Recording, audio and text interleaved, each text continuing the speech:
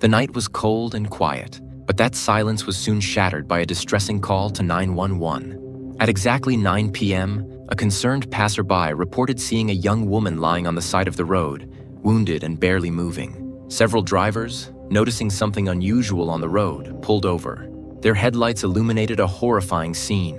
At 9:12 p.m., the first police unit arrived at the scene.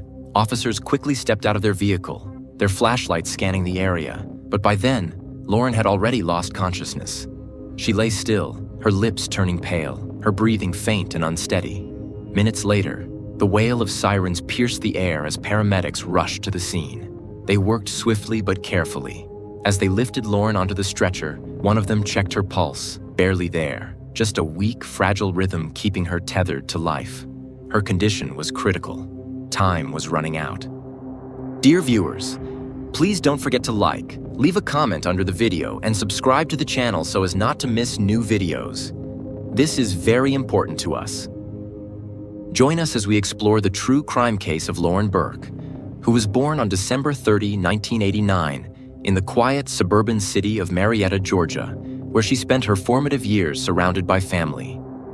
Her parents, James Burke and Vivian Gershon, were once a loving couple but eventually parted ways, leaving Lauren and her siblings, sister Jacqueline Burke and brother Chad Burke, to navigate a new family dynamic. Despite the divorce, Lauren maintained a close relationship with both of her parents, and they continued to be active participants in her life, supporting her in every possible way. She was a bright and talented young woman, known for her warm personality and ability to light up any room with her infectious smile. Friends, classmates, and teachers alike described Lauren as a determined, hardworking, and kind-hearted person who was always willing to lend a hand. During her high school years, Lauren demonstrated a strong sense of ambition, excelling both academically and socially. She was passionate about art and creativity, which led her to pursue a degree in graphic design at Auburn University. When she started college, she became an active member of the Delta Gamma sorority, where she quickly formed close friendships.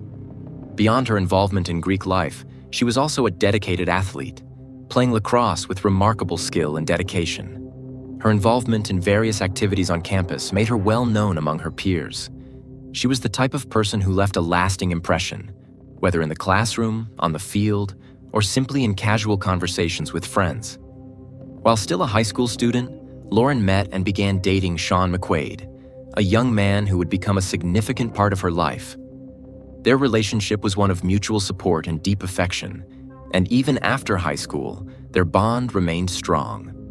Both Lauren and Sean decided to continue their education at Auburn University, where they pursued their studies while maintaining their relationship. Despite the typical challenges that come with young love and the rigors of college life, they often spoke of their future together, dreaming of careers, marriage, and building a life side by side. Education was their primary focus, but it never overshadowed their plans and aspirations as a couple. On the morning of March 4th, 2008, Lauren started her day as she often did, with a casual breakfast at a cafe, enjoying the company of her longtime boyfriend, Sean. The couple shared lighthearted conversation, savoring their meal before parting ways for the day. At 11 a.m., Lauren attended her scheduled class, where she remained engaged and focused. Shortly after, she made a routine phone call to her father, James, discussing plans for the upcoming spring break and an appointment with the dentist. The conversation was pleasant and ordinary, another brief moment in their close father-daughter relationship. After finishing her call, she made her way to Sean's dormitory, spending the afternoon and early evening in his company, sharing laughter, conversations, and the ease of young love. By the time evening fell, Lauren had another commitment, an academic meeting at the library with her classmate Michael to work on a study assignment. The two had agreed to meet at 8:30 p.m. to prepare their work, and Lauren, ever diligent, intended to keep her promise. Around 8 p.m., she bid Sean goodbye, stepping out into the cool evening air. Darkness had already settled over the campus as she walked toward her parked car, a black 2001 Honda Civic stationed near the dormitory lot. Unbeknownst to her, this was the last time Sean would ever see her alive. When Lauren failed to show up at the library, Michael began calling her cell phone, puzzled by her absence. Initially, his calls went unanswered and his concern grew. He dialed again and again until, at last, Lauren picked up. Her voice on the other end of the line was different, detached, and hurried. She told him she had completely forgotten about their meeting and wouldn't be coming to the library. Before he could question her further, the call abruptly ended.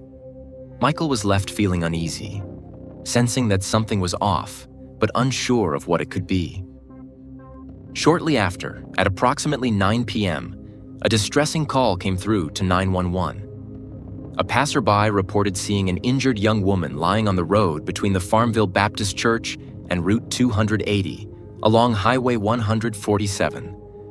Drivers stopped their vehicles, their headlights illuminating the harrowing scene before them. Lauren Burke was there, sprawled on the cold pavement, struggling to breathe. Her body bore multiple wounds, and she wore only socks on her feet. Witnesses watched in horror as she took slow, agonized breaths, desperately fighting for her life. At 9:12 p.m., the first police unit arrived on the scene, only to find Lauren unconscious. Minutes later, paramedics arrived, and as they carefully lifted her into the ambulance, they noted the barely detectable pulse that signaled the fragile thread by which her life was hanging. As Lauren was rushed to East Alabama Medical Center, medical professionals worked feverishly to stabilize her, but her injuries were extensive. Meanwhile, at 9:27 p.m., another alarming report reached 911 dispatchers. Multiple callers reported a vehicle engulfed in flames on the Auburn University campus. Firefighters and police units were dispatched immediately. By the time they arrived, a sizable crowd of students had gathered around the burning vehicle, watching as flames devoured the car. Unable to locate the owner among the spectators, police ran the license plates and discovered that the vehicle was registered to a man named James Burke, a resident of Georgia. That man was Lauren's father. Authorities quickly contacted James, who answered with confusion and concern. When they informed him that his vehicle was currently on fire at Auburn University, he was baffled until he realized that the car in question was actually his daughter's, a realization that sent a chill down his spine. His immediate question was the one the police could not answer. Where is Lauren? They had no information on her whereabouts and could only confirm that no one had been inside the burning car.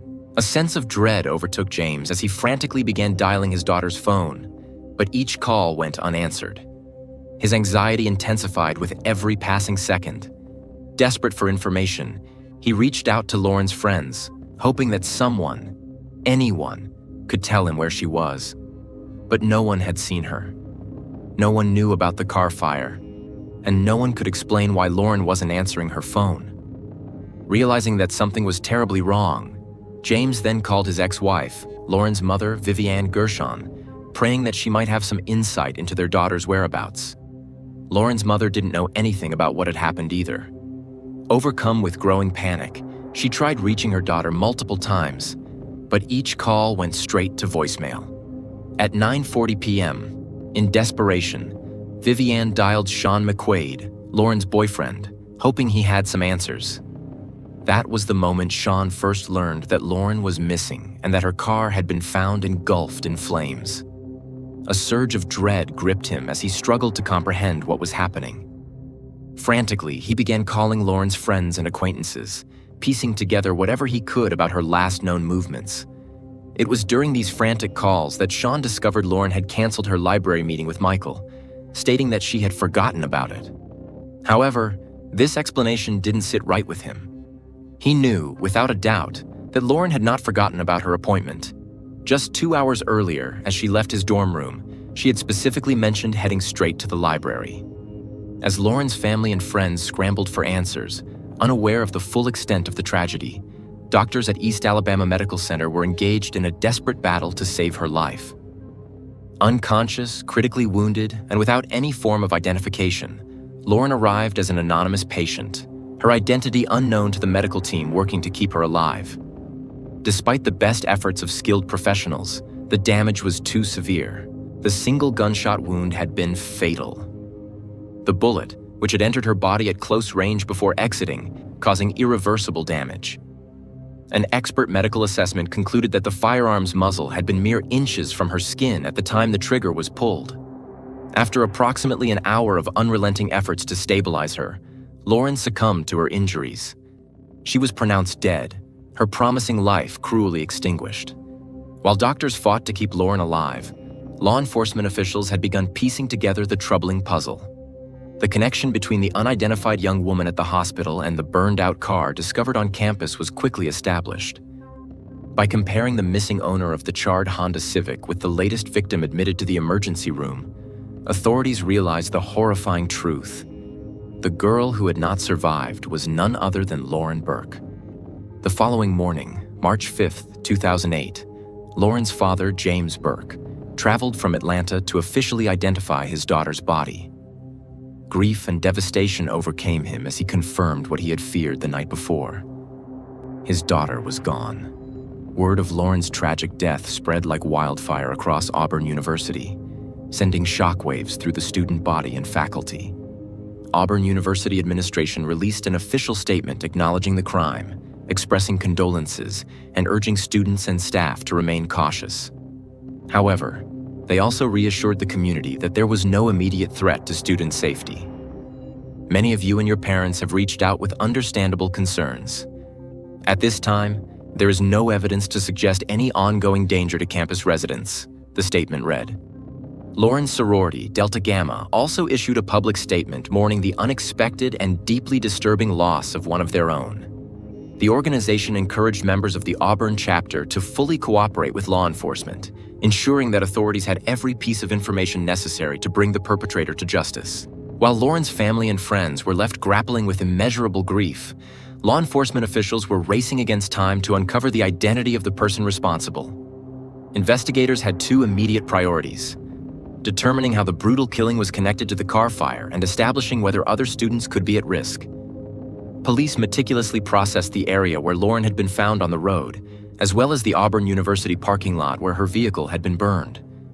Captain Tom Stauffer of the Auburn Police Department addressed the public, promising that every available resource would be deployed to track down the perpetrator. "We will put every effort into finding the person responsible for this horrific act," Stauffer declared. Auburn, Alabama is a quiet student community. We take these tragedies personally. If someone is harmed, we all feel it, and we won't rest until justice is served.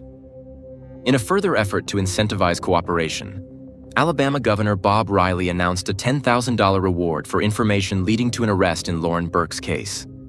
Lauren's scorched Honda Civic was transported to the Auburn Police Department, where investigators from the State Forensic Laboratory and Fire Chief's office meticulously examined its charred remains. Inside the burned vehicle, they uncovered remnants of Lauren's personal belongings, including scraps of clothing, the melted remains of her digital camera, and a partially destroyed owner's manual.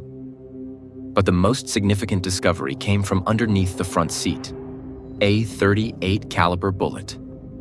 This chilling find led investigators to a disturbing conclusion. The car itself may have been the crime scene.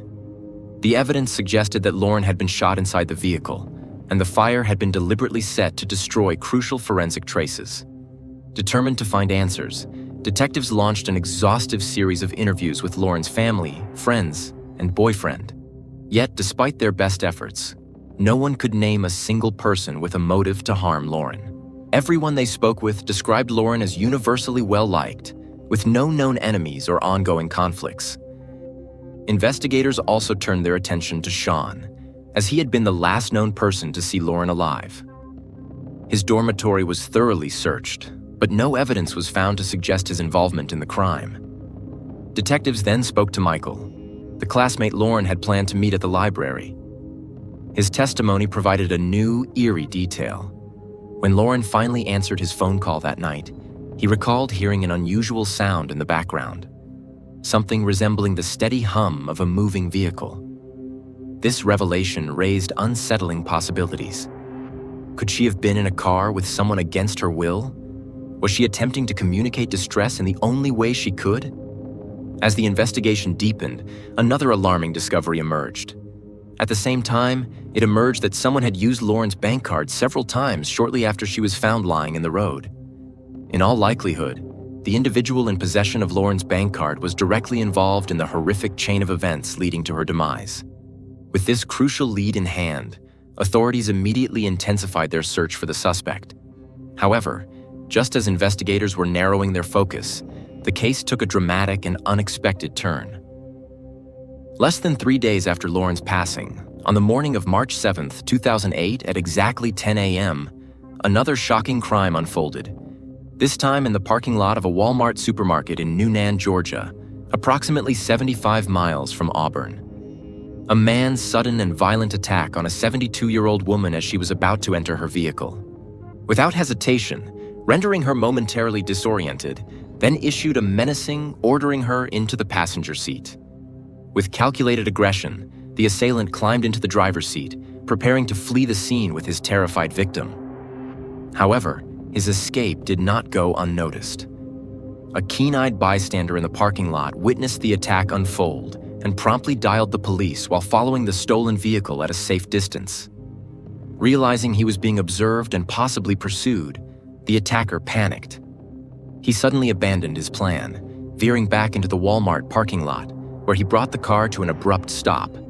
In a desperate attempt to evade capture, he leaped out of the stolen vehicle and sprinted towards a nearby silver Chrysler Sebring. Without wasting a second, he climbed inside and sped away, vanishing into the streets beyond. Authorities were quick to respond.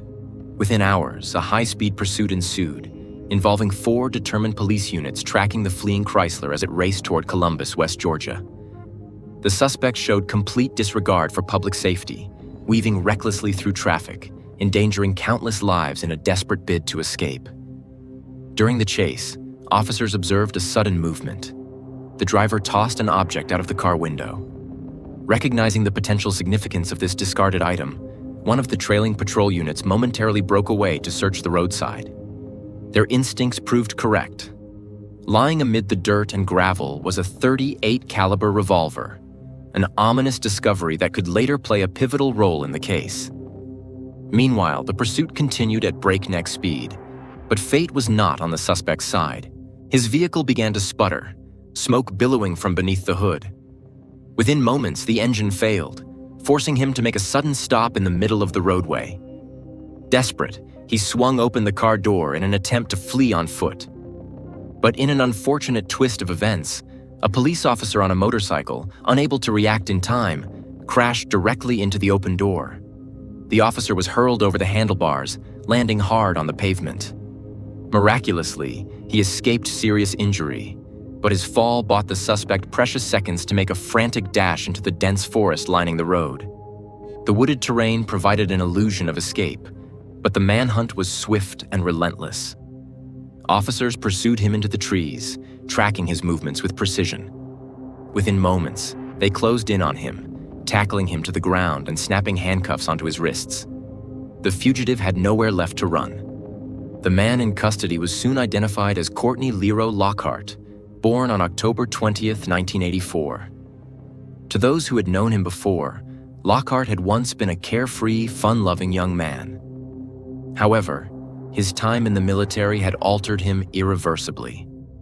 In 2004, Lockhart served in the U.S. Army, but when he returned in 2005, he was no longer the same man. According to his family, something inside him had shifted. His mother recalled how her once cheerful son had stopped smiling altogether. He had developed an acute sense of paranoia, refusing to allow anyone to stand behind him, and often retreating to hide in closets or under beds. His experiences had clearly left psychological scars that he never spoke about, but their effects were undeniable. By 2006, Lockhart's life had begun to spiral further out of control. That year, his girlfriend gave birth to their daughter, though by then, their relationship had already fallen apart. That same year, his once promising military career came to an end. Lockhart was court-martialed for multiple infractions, including against fellow soldiers, illicit substance abuse, and unauthorized desertion from his unit. Following a brief period of confinement lasting 7 months, he was discharged from the Army in December 2006, left to navigate the civilian world with no direction and mounting inner demons. As 2008 approached, those closest to Lockhart noticed an alarming deterioration in his behavior. He barely showered, ceased visiting his young daughter. He drifted further into a dark and dangerous lifestyle, one that culminated in a spree of violent crimes. Beginning in February 2008, Lockheart embarked on a series of brazen burglaries, targeting unsuspecting women in parking lots. He would approach his victims from behind just as they were entering their cars and demand their purses and possessions. In some cases, he attempted to steal their vehicles outright. His crimes escalated in severity, and it was one such attack that led to the tragic death of Lauren Burke. Lockhart's reign of terror came to an end on March 7, 2008, following his failed attempt to abduct the elderly woman in Noonan and his subsequent capture after the police chase. Once in custody, he was transported to the police station for questioning. It was there, under the scrutiny of seasoned investigators, that Lockheart made a shocking confession. He admitted to kidnapping and murdering Lauren Burke. His statement was captured on video, providing undeniable evidence that would later play a crucial role in court. Further damning proof emerged when authorities searched his car. Inside, they discovered several of Lauren's personal belongings, including her iPod and bank cards, which had been used shortly after her death. Confronted with this overwhelming evidence, Lockheart gave a chillingly detailed account of what had transpired on the evening of March 4, 2008. According to his confession, Lockheart had woken up that morning inside his silver Chrysler Sebring. He had spent the previous night in his car, parked not far from East Alabama Medical Center. He was homeless, desperate, and in dire need of money. The instability of his life had pushed him deeper into a cycle of crime, and by the morning of March 4, 2008, he was actively searching for another victim. As he drove aimlessly through the streets of Auburn, he fixated on one pattern. All of his previous targets had been women. Not once had he attacked a man. The reasoning behind his choice of victims was never fully explained, but his actions that night would culminate in one of the most senseless and tragic crimes Auburn had ever witnessed. After circling the city for hours, Lockhart's drive ended on the campus of Auburn University. He maneuvered his silver Chrysler Sebring into a parking space next to the student dorms and remained inside his vehicle, observing the students come and go. Time ticked by, yet he continued watching in silence, waiting for the right opportunity. Then, at approximately 8 p.m., his patience paid off. A young woman approached the vehicle next to his, moving with casual ease, completely unaware of the danger lurking just feet away. It was Lauren Burke. Without hesitation, Lockheart grabbed his revolver, stepped out of his car, and crept up behind her. Before she could react, he demanded to know how much money she had with her. Fear paralyzed Lauren, and before she could answer, Lockheart shoved her into the front passenger seat of her own car and slid behind the wheel. According to Lockhart's later confession, Lauren did nothing. After several moments, when she finally calmed down, she reached into her purse, retrieved $200 and handed it to him.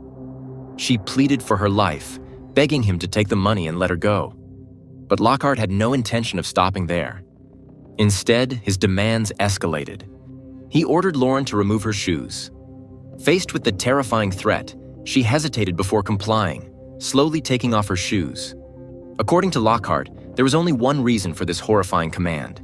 He thought that if she were without shoes, it would be too awkward for her to try to escape. But investigators later speculated that there may have been a far more sinister motive behind his actions. Lockheart then started the car and began driving through the dimly lit streets of Auburn, one hand on the wheel and the other gripping his weapon. Lauren, displaying remarkable bravery, did everything she could to talk him down. She tried to appeal to his humanity, desperately attempting to reason with him. When he declared that his life was over and that there was no way out for him, she reassured him that he could turn things around. She even offered to help him find a job, hoping to shift his focus and save her own life. At some point during the drive, Lauren's phone began to ring. Lockheart ordered her to answer it and say something that wouldn't raise suspicion. The call was from Michael, her classmate, who was waiting for her at the library. With no other choice, Lauren did as she was told. She answered in a composed voice, claiming that she had forgotten about their meeting. Before Michael could say anything else, she quickly hung up. The brief exchange must have left Michael confused, but it wasn't enough to alert him that something was seriously wrong. Lauren refused to give up. As Lockheart continued driving, she kept trying to talk him into letting her go. She promised she would not report him, that she would not tell anyone what had happened. But nothing seemed to sway him.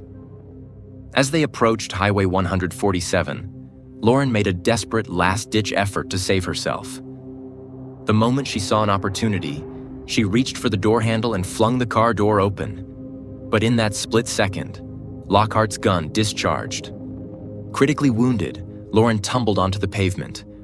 Despite her injuries, she fought to stay conscious, weakly waving to passing cars, hoping someone would stop and help her. But her strength soon faded, and she lost consciousness as her body lay motionless on the road. Lockhart, watching from the car, realized what had happened. He pulled over outside a nearby church and observed the growing number of vehicles pulling over. He knew it was only a matter of time before the police arrived. Without a second thought, he fled the scene. Realizing that evidence inside Lauren's car could link him to the crime, Lockhart devised a plan. He drove to a gas station and purchased a can of gasoline, using Lauren's bank card to pay for it. He then returned to her car and drenched the interior with fuel, determined to destroy any forensic evidence that might tie him to the murder. However, he made a bizarre decision. Instead of setting the car on fire immediately, he got back inside and drove toward the Auburn campus, where his Chrysler Sebring was parked. The entire time, the overwhelming stench of gasoline filled the car, making him lightheaded. To avoid passing out, he rolled down the windows to let fresh air in. One might wonder why he didn't just torch the car at the gas station or at the crime scene. Why did he risk driving a vehicle that could ignite at any moment from a single spark? Some experts speculated that this recklessness stemmed from his deteriorating mental state. Others pointed to his history of poor decision-making and impulsivity. Regardless of the reason, Lockhart ultimately made it back to the campus parking lot, where he proceeded with his final steps. Upon arrival, he retrieved $46 and the bank cards from Lauren's car before setting it ablaze. As flames consumed the vehicle, he climbed into his Chrysler and sped away. But his bizarre behavior did not end there.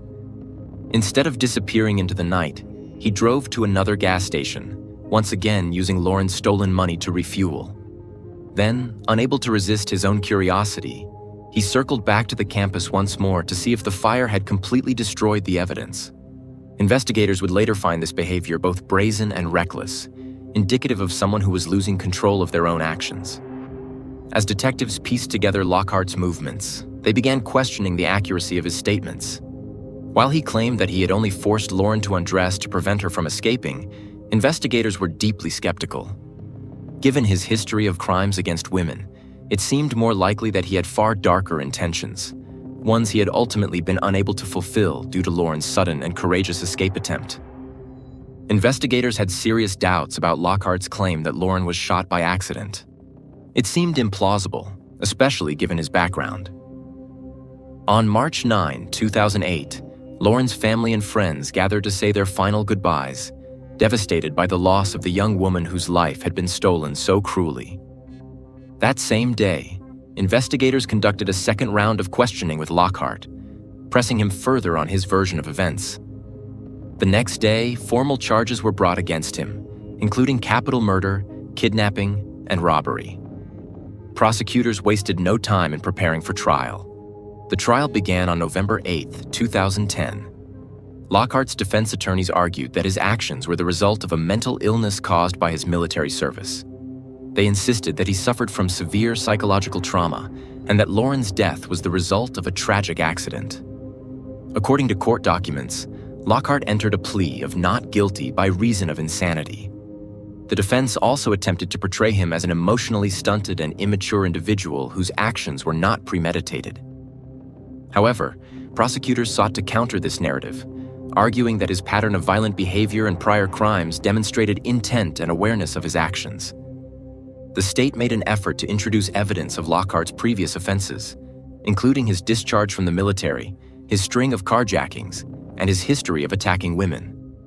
However, the trial judge ruled against admitting this information, deeming it prejudicial and unrelated to the specific charges in Lauren's case. Following the guilty verdict, the sentencing phase began. In a detailed 28-page sentencing order, the judge explained his reasoning for rejecting the jury's recommendation of life in prison without parole. The court placed significant weight on the aggravating factors of the crime, particularly the element of kidnapping. Lauren was alone, unarmed, and chosen at random, making her particularly vulnerable. The judge also emphasized the chilling nature of the crime. Lockhart had forced Lauren to remove her shoes, knowing that it would leave her helpless and unable to escape. His disciplinary record, which included assaults, prohibited substances abuse, and desertion, had been excluded from the trial. The court strongly suggested that had the jury been privy to this information, their recommendation might have been different. 15 years have passed since Lauren Burke's tragic death, and Courtney Lockhart remains on death row, continuing to fight against his sentence. After his conviction, he filed multiple appeals. In August 2013, an Alabama court upheld his sentence. Undeterred, he escalated his case to the Alabama Supreme Court, which also rejected his appeal in September 2014. Determined to exhaust every legal avenue, Lockhart took his case to the Supreme Court of the United States in January 2015. However, in April of that year, the highest court in the nation declined to hear his petition, leaving his conviction intact. In 2018, Lockhart launched yet another appeal, this time with the assistance of lawyers from a human rights organization. His new legal team argued that his defense attorneys from the 2010 trial had mishandled his case. They claimed that crucial evidence had not been presented, and that a stronger defense strategy could have resulted in a different outcome. While the court acknowledged some deficiencies in his original defense, it ultimately determined that these shortcomings had no bearing on the final verdict. Once again, the death sentence remained in place. The legal battle continued in 2021, when Lockhart made another attempt to challenge his sentence. However, in April of that year, the Alabama Court of Criminal Appeals reaffirmed the death penalty, effectively closing another door on his hopes for clemency.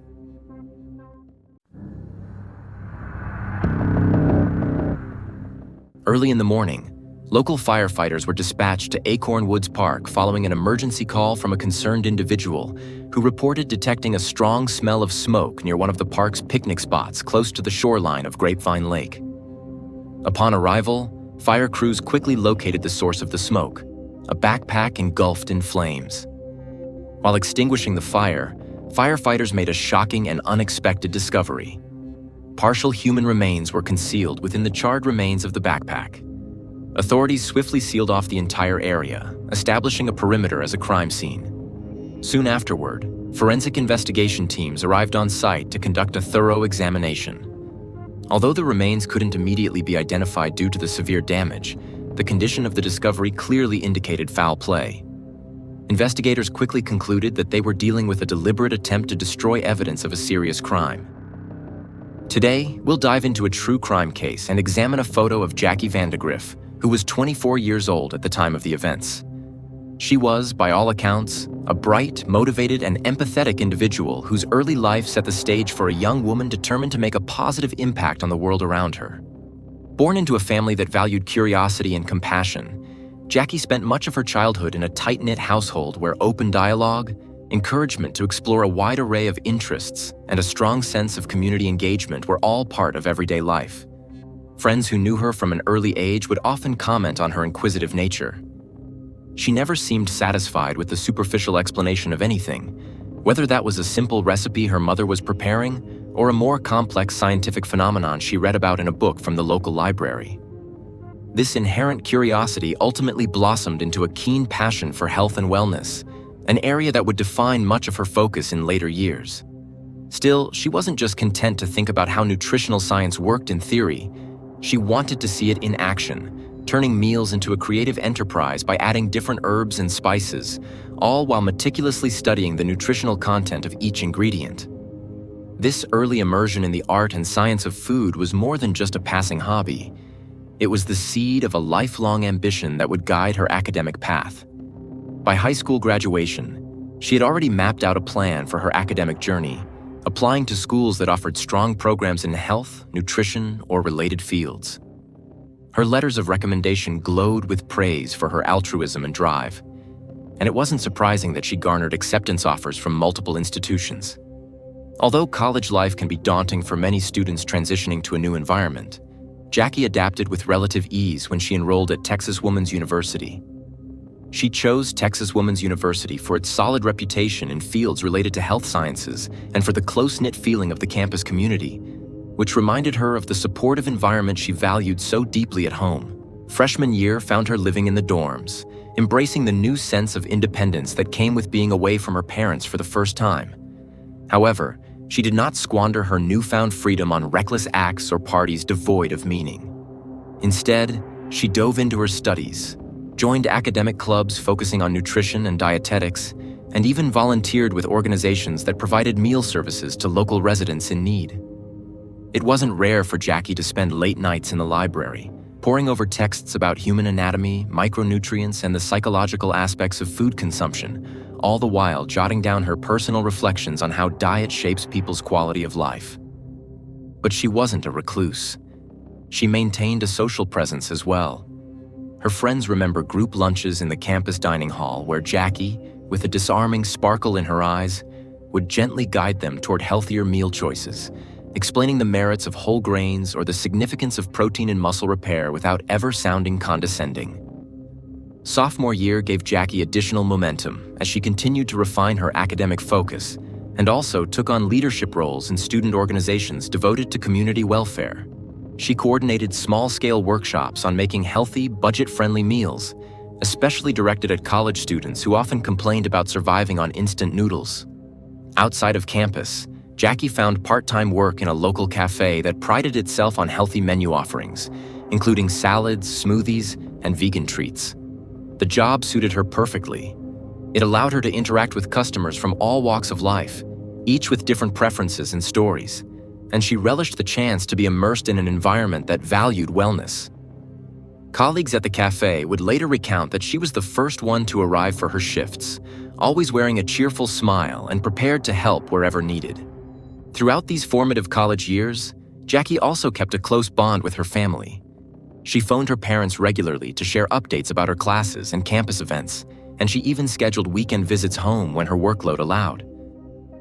In the fall of 2016, Jackie Vandegrift was settling into a comfortable rhythm in Denton, Texas, balancing the demands of her rigorous academic schedule with her part-time work at the cafe and her ongoing desire to share her passion for nutrition with anyone who seemed open to it. Jackie typically relished this fresh start to the semester. It meant a new crop of classes to challenge her intellect, additional volunteer opportunities to explore around campus, and ample chances to meet people who might one day become colleagues, mentors, or dear friends. On one particular Tuesday afternoon that September, she'd spent most of the day juggling obligations. She had an early lecture on the fundamentals of dietetics, followed by a lab session where she assisted her professor in demonstrating a few cooking techniques for cost-effective meal preparation. Later, she headed to her part-time shift at the Healthy Eats Cafe off campus. By the time her shift ended, Jackie felt both tired and exhilarated. She thrived under that sense of productivity and personal connection. That Tuesday night, she decided she could spare a couple of hours to unwind in a more public setting. Jackie had a friendly acquaintance, a fellow student who lived in the same dorm building, who had suggested they head out for a casual drink at a local bar in Denton known for its welcoming atmosphere and decent playlist of upbeat music. Jackie rarely ventured out on a weeknight, preferring to keep her early mornings free for studying or volunteering. But she thought it might be a nice change of pace, especially given she didn't have a demanding schedule the next morning. So, after freshening up, she met her dorm neighbor in the hallway, and the two caught a ride to the lively bar scene near the university. This was no raucous nightclub. It was more of a relaxed hangout spot where students could chat over reasonably priced cocktails or local craft beers. Jackie, being more mindful of her dietary choices, usually opted for something simple. It was around 9:30 in the evening when they arrived, the bar's sign glowing under the street lamp. She made a mental note to call her mom back the next day. At some point that evening, another small group of patrons seated at the bar struck up friendly conversation with them, one of those spontaneous interactions that sometimes happen in college town hangouts where everyone's looking to meet new people. Among that group was a man slightly older than Jackie, later identified as Charles Bryant. He seemed pleasant and talkative at first glance, asking questions about the university, the local nightlife, and sports. Jackie's friend mentioned that it was unusual to see him in a place so dominated by the college crowd, though she didn't initially sense anything particularly alarming about him.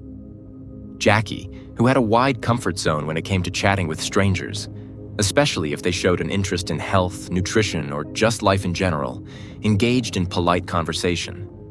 Bryant mentioned he had attended a local college some years back and still liked to come to Denton for the bars and music. He complimented the city's energy, describing it as creative and free-spirited, a place he enjoyed escaping to from time to time. Bryant didn't say much about his own life beyond a few vague references to local businesses and a past relationship he hinted had ended badly, but Jackie was not the type to pry. To outside observers, it might have seemed like a normal night in a college town. Students mingling, strangers forging fleeting connections, laughter amid clinking glasses. Around this time, Jackie's dorm friend received a text from another group of acquaintances who were heading to a different venue, so she excused herself, urging Jackie to join if she felt like it. Jackie declined, explaining that she might hang out a bit longer or possibly head home soon. Her friend gave her a small wave and said, "Text me if you want me to swing back for you," and then merged into the crowd. Now accompanied by Bryant's group, Jackie apparently continued the conversation, though no one knows exactly what words were exchanged as the night wore on. Some eyewitnesses at the bar would later recall seeing Jackie and Bryant talking in a friendly manner, perhaps even leaning in to hear each other over the background noise.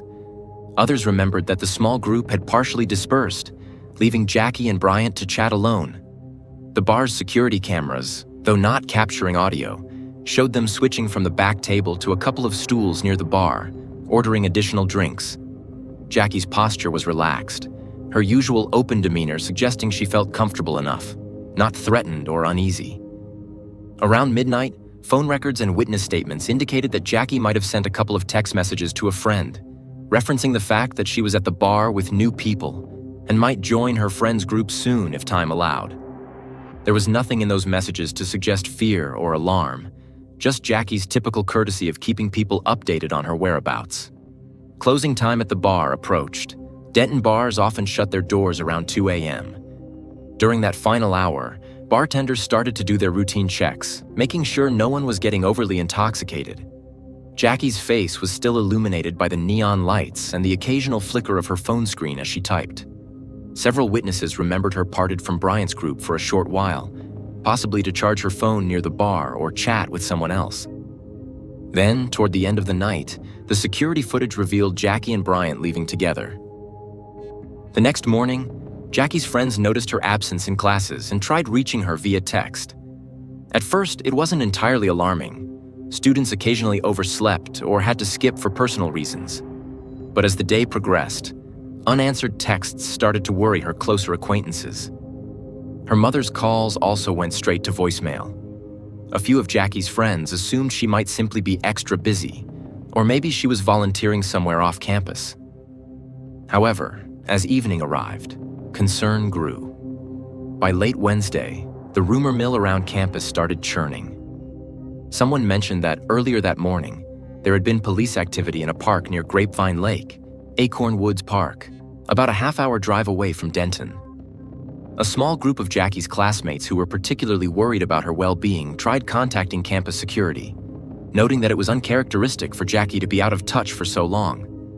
Meanwhile, Jackie's mother, extremely uneasy, reached out to local authorities, asking if there had been any accidents or arrests that might have involved someone matching Jackie's description.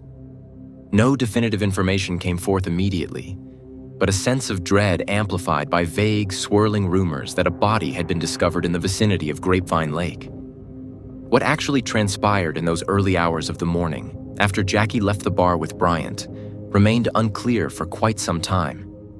Investigators would later piece together partial timelines through phone records, additional surveillance footage from nearby establishments, and digital footprints on social media. What they discerned was that around 2:30 a.m., someone had used Jackie's phone to access a social media platform. The nature of this activity was ambiguous, possibly an attempt to post an update or check messages. That brief window of phone usage would prove significant later in the investigation, though at the time, no one except law enforcement had any hint of its importance. Notably, no further texts or calls appeared to have been made from Jackie's phone after that. An even more harrowing revelation came when local firefighters responded to a small blaze at Acorn Woods Park early that same morning. Someone had called in to report the smell of smoke near one of the park's picnic areas, not far from the shoreline of Grapevine Lake. Fire crews arrived to find a burning backpack, and as they worked to extinguish the flames, they made an unexpected discovery: partial human remains. The park was promptly sealed off as a crime scene. Forensic teams arrived, and while they couldn't immediately identify the victim, the horrifying nature of what they encountered left no doubt that foul play was involved. Word of an unidentified victim spread through local news bulletins, though the coverage was initially sparse and lacked any definite details on the victim's identity, cause of death, or potential motives. Nevertheless, the disturbing news rattled Denton's university community, especially once it was revealed that the victim appeared to be a young adult. Speculation began to run wild. Could it be someone from the college? A runaway? A person entirely unrelated to the campus community? Amid this swirl of uncertainty, Jackie's closest friends were growing frantic. They hadn't seen or heard from her since Tuesday night, and she had not returned to her dorm. By late Thursday, the Denton Police Department had stepped in to coordinate with law enforcement in Grapevine. A series of frantic phone calls between Jackie's family, her friends, and campus authorities painted a picture of a missing person last seen leaving a bar. As investigators started reaching out to staff and patrons from that Tuesday night, they collected receipts, video footage, and personal statements that identified Charles Bryant as the individual who left with Jackie. Interviewing the bar's employees proved crucial. Some recognized Bryant's face, noting he had been there before, though not regularly. Another student recalled that Jackie had mentioned talking to him that night. Suspicion naturally grew around Bryant's involvement, though at this point, no official statements had connected him to the horrifying discovery in Acorn Woods Park. The pieces of the puzzle were scattered, but the situation was ominous. Friends and classmates in the meantime held on to a shred of hope that Jackie might turn up safely, perhaps confused, maybe injured, but still alive. The notion that the remains found in the park could be Jackie was too grim for many to process, especially given her vibrant personality and the absence of any indication that she was in danger. Still, as the campus rumor mill churned, some of Jackie's acquaintances quietly braced themselves for the worst. There were too many uncanny details for them to ignore. The timing of her disappearance, the location of the newly discovered remains, and the complete silence on Jackie's end. Tension lay thick in the air. The story soon caught the attention of local news stations, which began airing brief segments about a missing college student who was last seen in Denton. Reporters interviewed a few bar patrons on camera, but as is often the case in ongoing investigations, many details were withheld to avoid compromising the police's progress. Eventually, Jackie's family, living out a nightmare, received the formal notification they dreaded. Preliminary forensic reports and dental records led to the identification of the remains recovered from the burning backpack in Acorn Woods Park as belonging to Jackie Vandergriff. The precise timeline of her final hours was not yet established, nor was the cause of death officially released to the public. Nonetheless, the heartbreaking confirmation left her family and friends devastated. Vigils were planned on campus almost immediately. Candlelight memorials were set up near the student center, where classmates placed flowers, photographs, and notes expressing their love for Jackie and their disbelief that such a horrific crime could befall someone so universally admired. The university administration issued a statement acknowledging the tragedy, offering condolences and psychological support services for any students in need. That grim uncertainty set the stage for the subsequent whirlwind of police activity, media scrutiny, and communal grief that would engulf Denton and beyond in the coming days. The abruptness of Jackie's disappearance. One moment she was chatting in a bar, the next she was gone without a trace, seemed unreal. In the midst of all this chaos, an equally pressing question arose. Who was Charles Bryant, the man last seen with Jackie, and what had truly happened during those fateful early morning hours at the edge of Grapevine Lake? In the immediate aftermath of the harrowing discovery at Acorn Woods Park, law enforcement agencies from both Denton and Grapevine sprang into a coordinated effort to unravel the circumstances surrounding Jackie Vandergriff's death, piecing together fragments of evidence into a coherent timeline that could lead them to a suspect. They started with the most urgent and tragic fact. The partially burned remains found in the early hours of that Wednesday morning were, as forensic testing eventually confirmed, Jackie's. From there, investigators made swift progress gathering leads. particularly once they recognized that the last place Jackie was seen alive was a Denton bar where university students often congregated. Officers canvassed the area, speaking with bartenders, patrons, and any passers-by who might have been on the streets near closing time. The staff recalled Jackie coming in with a friend, chatting amiably with other customers, and eventually leaving with a man no one knew particularly well, though a few remembered him as a sporadic visitor. Surveillance footage from multiple angles, both inside and outside the bar, provided a clearer picture. Around 1:58 a.m., Jackie and a man subsequently identified as Charles Bryant walked out of the bar together. One camera showed them walking toward a side street, apparently heading in the direction of a nearby parking lot. Another picked them up again briefly at an intersection, where they seemed to pause, perhaps discussing plans for the remainder of the evening. After that, they vanished from recorded sight. While it is common for college students to meet new people in bars, this particular meeting took on chilling significance once authorities matched the timeline to Jackie's absence the following day.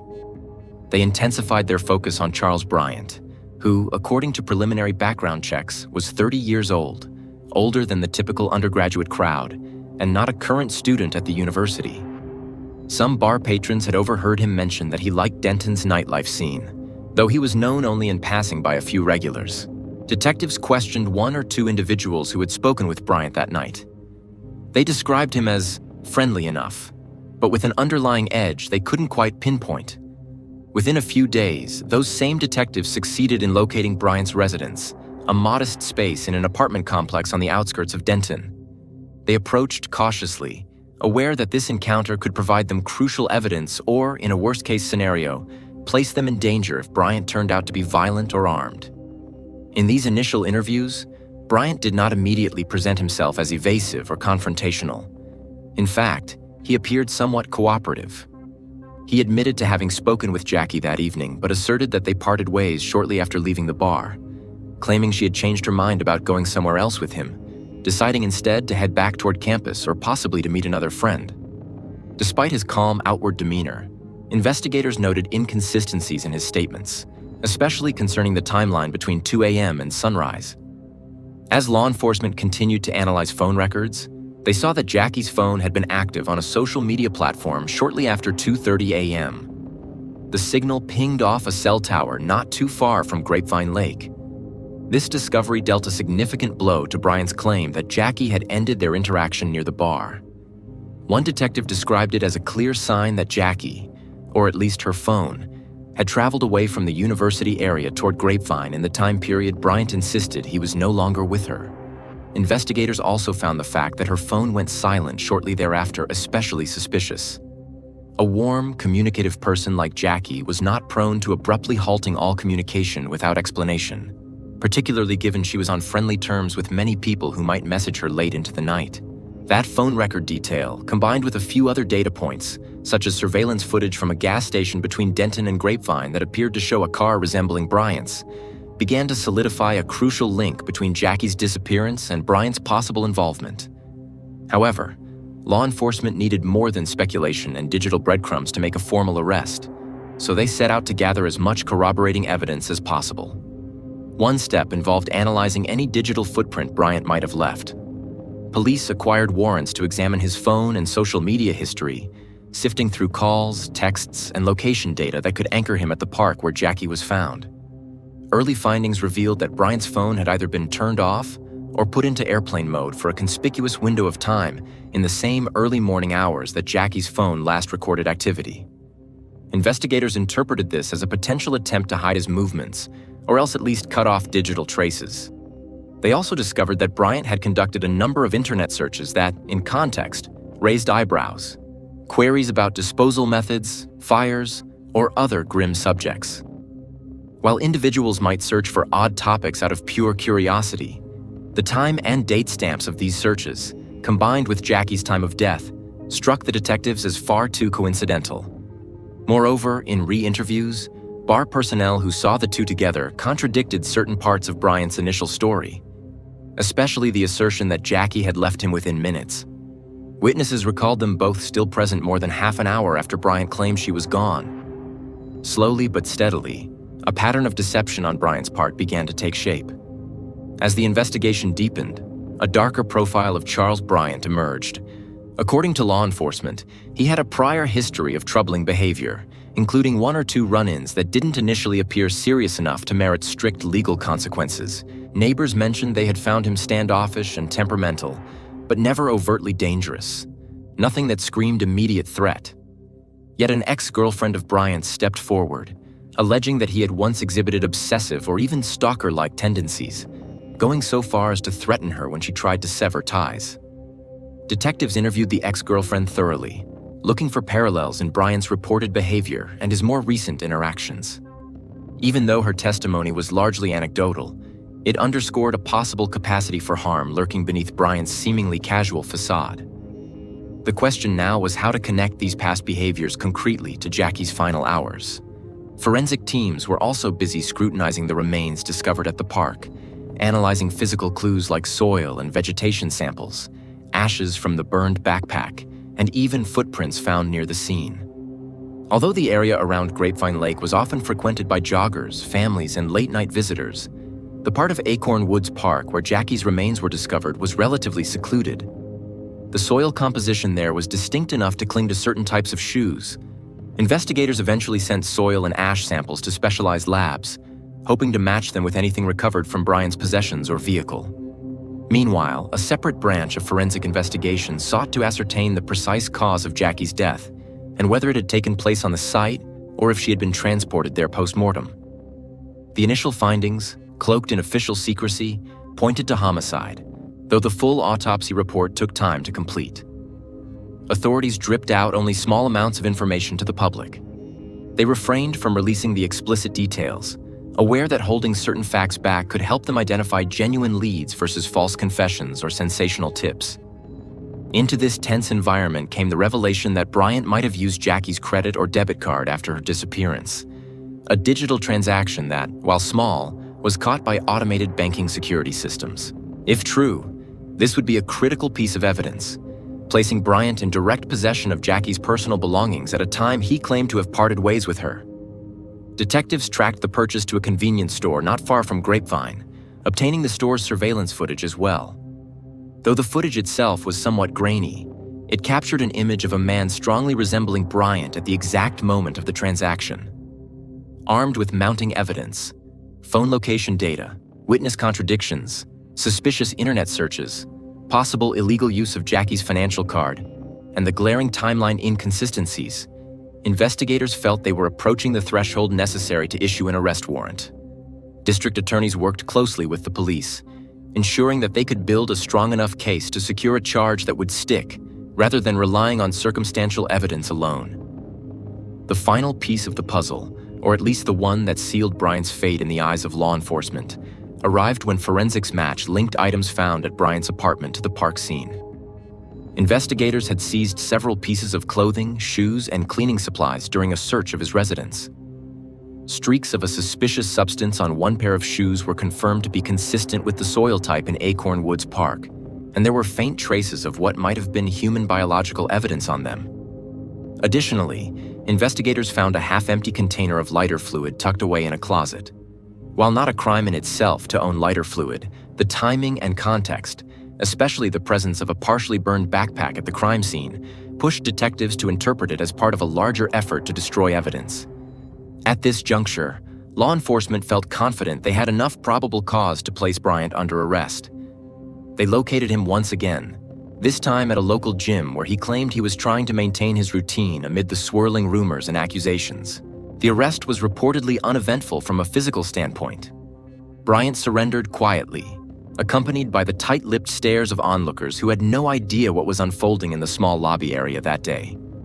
Soon thereafter, a formal announcement was made to the public. Charles Bryant had been arrested and charged with the murder of Jackie Vandegrift, along with separate counts related to tampering with evidence. With Bryant behind bars, investigators set about finalizing their case and preparing to turn over reams of documentation to the prosecution team. They had phone records, forensic analyses, witness statements, digital footprints, security footage, and more. Each piece of the puzzle, when viewed in isolation, might have remained inconclusive, but taken together, they painted a damning portrait of premeditation and violence. The evidence suggested that after leaving the bar, Bryant had driven Jackie to or near the park, where he ultimately ended her life and attempted to conceal his actions by destroying the evidence. In the eyes of the public, the next step, the trial, held the promise that justice might be served, that the full truth would emerge in court. Yet even that hope came tinged with sadness, for no verdict or sentencing could ever restore a life so abruptly cut short.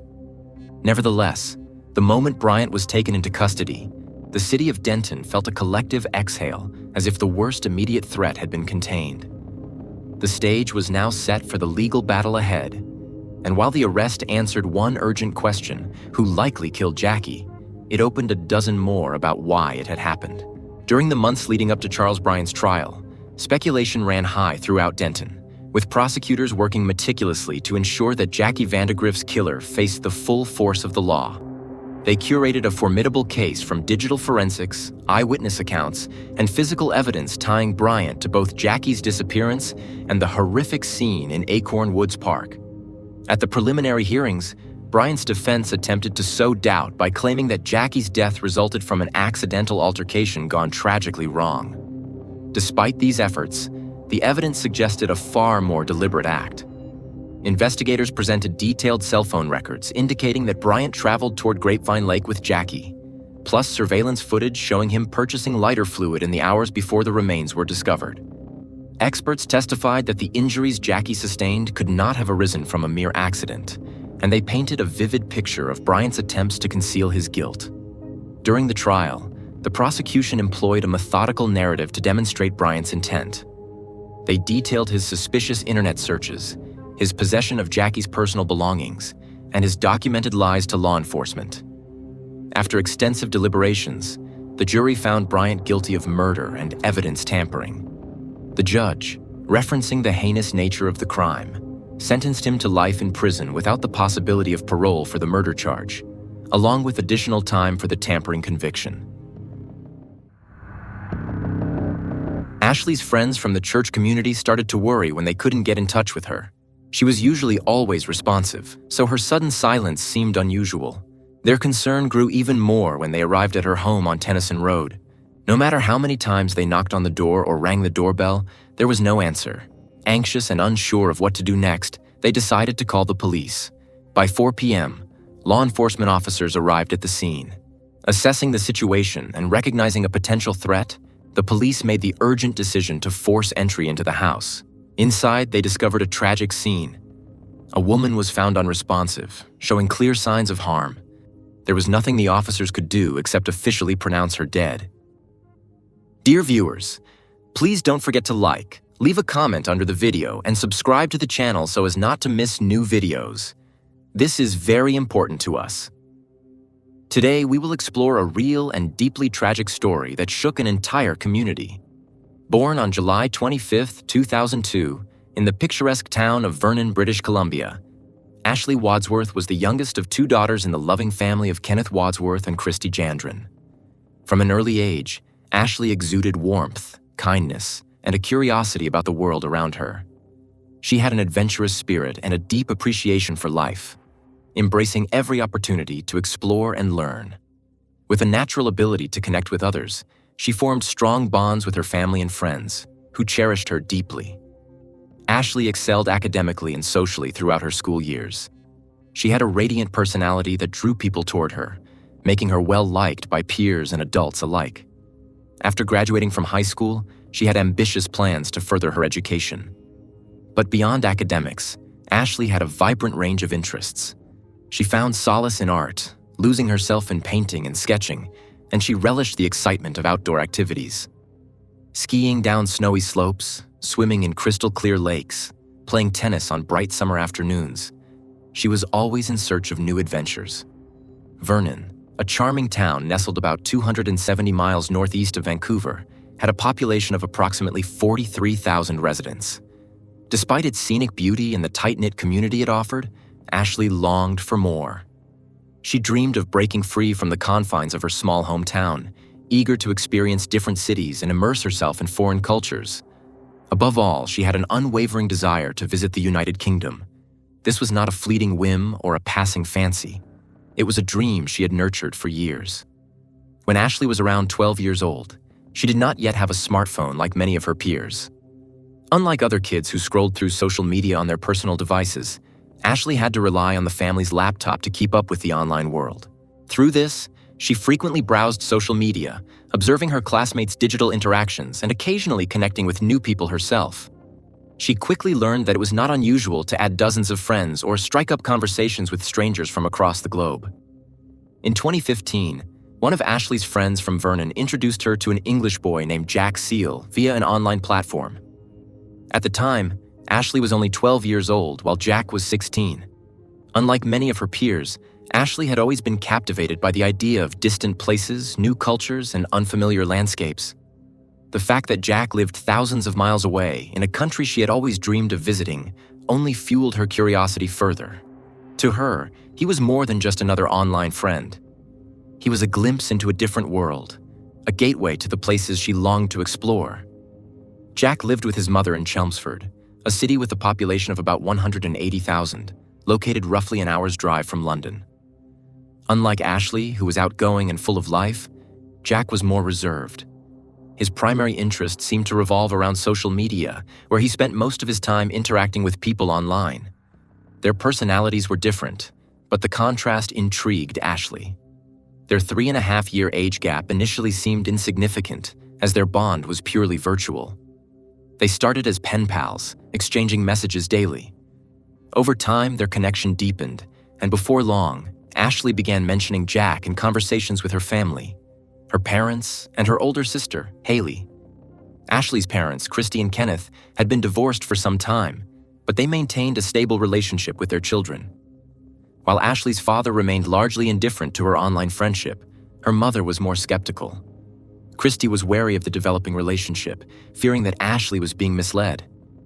The anonymity of the internet made it easy for people to hide their true identities, and she worried that the boy her daughter spoke to might not be who he claimed to be. However, Ashley and Jack soon began FaceTiming, often in the presence of her family. Seeing his face on the screen and hearing his voice reassured Christy to some extent. She even exchanged a few words with Jack on occasion, charmed by his British accent.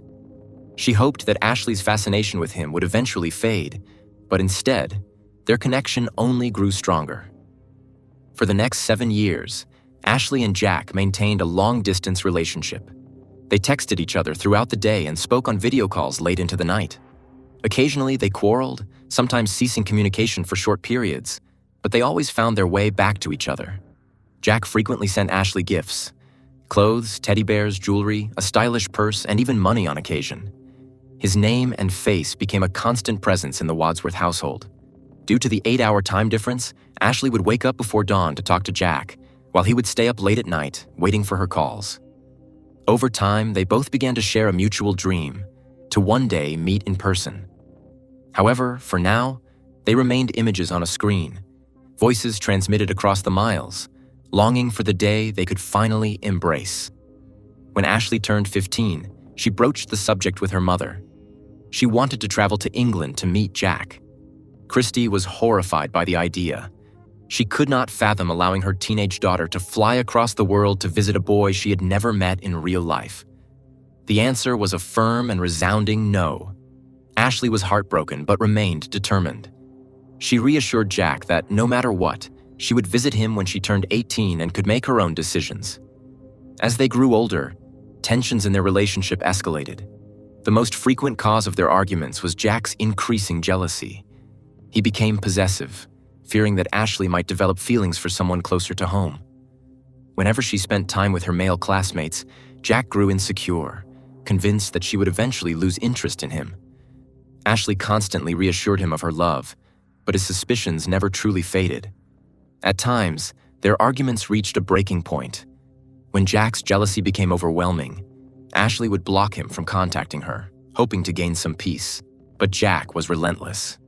He would create new social media accounts just to reach her. If that failed, he would message her friends or even her sister, knowing they would pass along his messages. Some of Ashley's friends found Jack's behavior disturbing, labeling him as obsessive. But Ashley always defended him, insisting that his actions were simply a reflection of his deep feelings for her. Ironically, despite his possessiveness, Sometimes the reason for their quarrels was Jack dating other girls. They would stop communicating during such periods, but their separations never lasted long. No matter how many times they argued, they always found their way back to each other. According to her mother, Ashley often compared any other boys she dated to Jack, as if no one else could measure up to the connection they shared. In addition to his obsession with social media, Jack had another passion: tattoos. He was particularly fascinated by using tattoos as a way to express deep emotions and commitment. In October 2018, when he was just shy of 20 and Ashley was 16, he proudly revealed a new tattoo to her during a video call. He had permanently inked her name onto his arm, a grand gesture of devotion that he hoped would symbolize their unbreakable bond. Jack often referred to Ashley as his future wife, and this tattoo was meant to prove how serious he was about her. However, Ashley's mother, Christy Jandrin, was deeply unsettled by this display. She found the act to be extreme and even obsessive.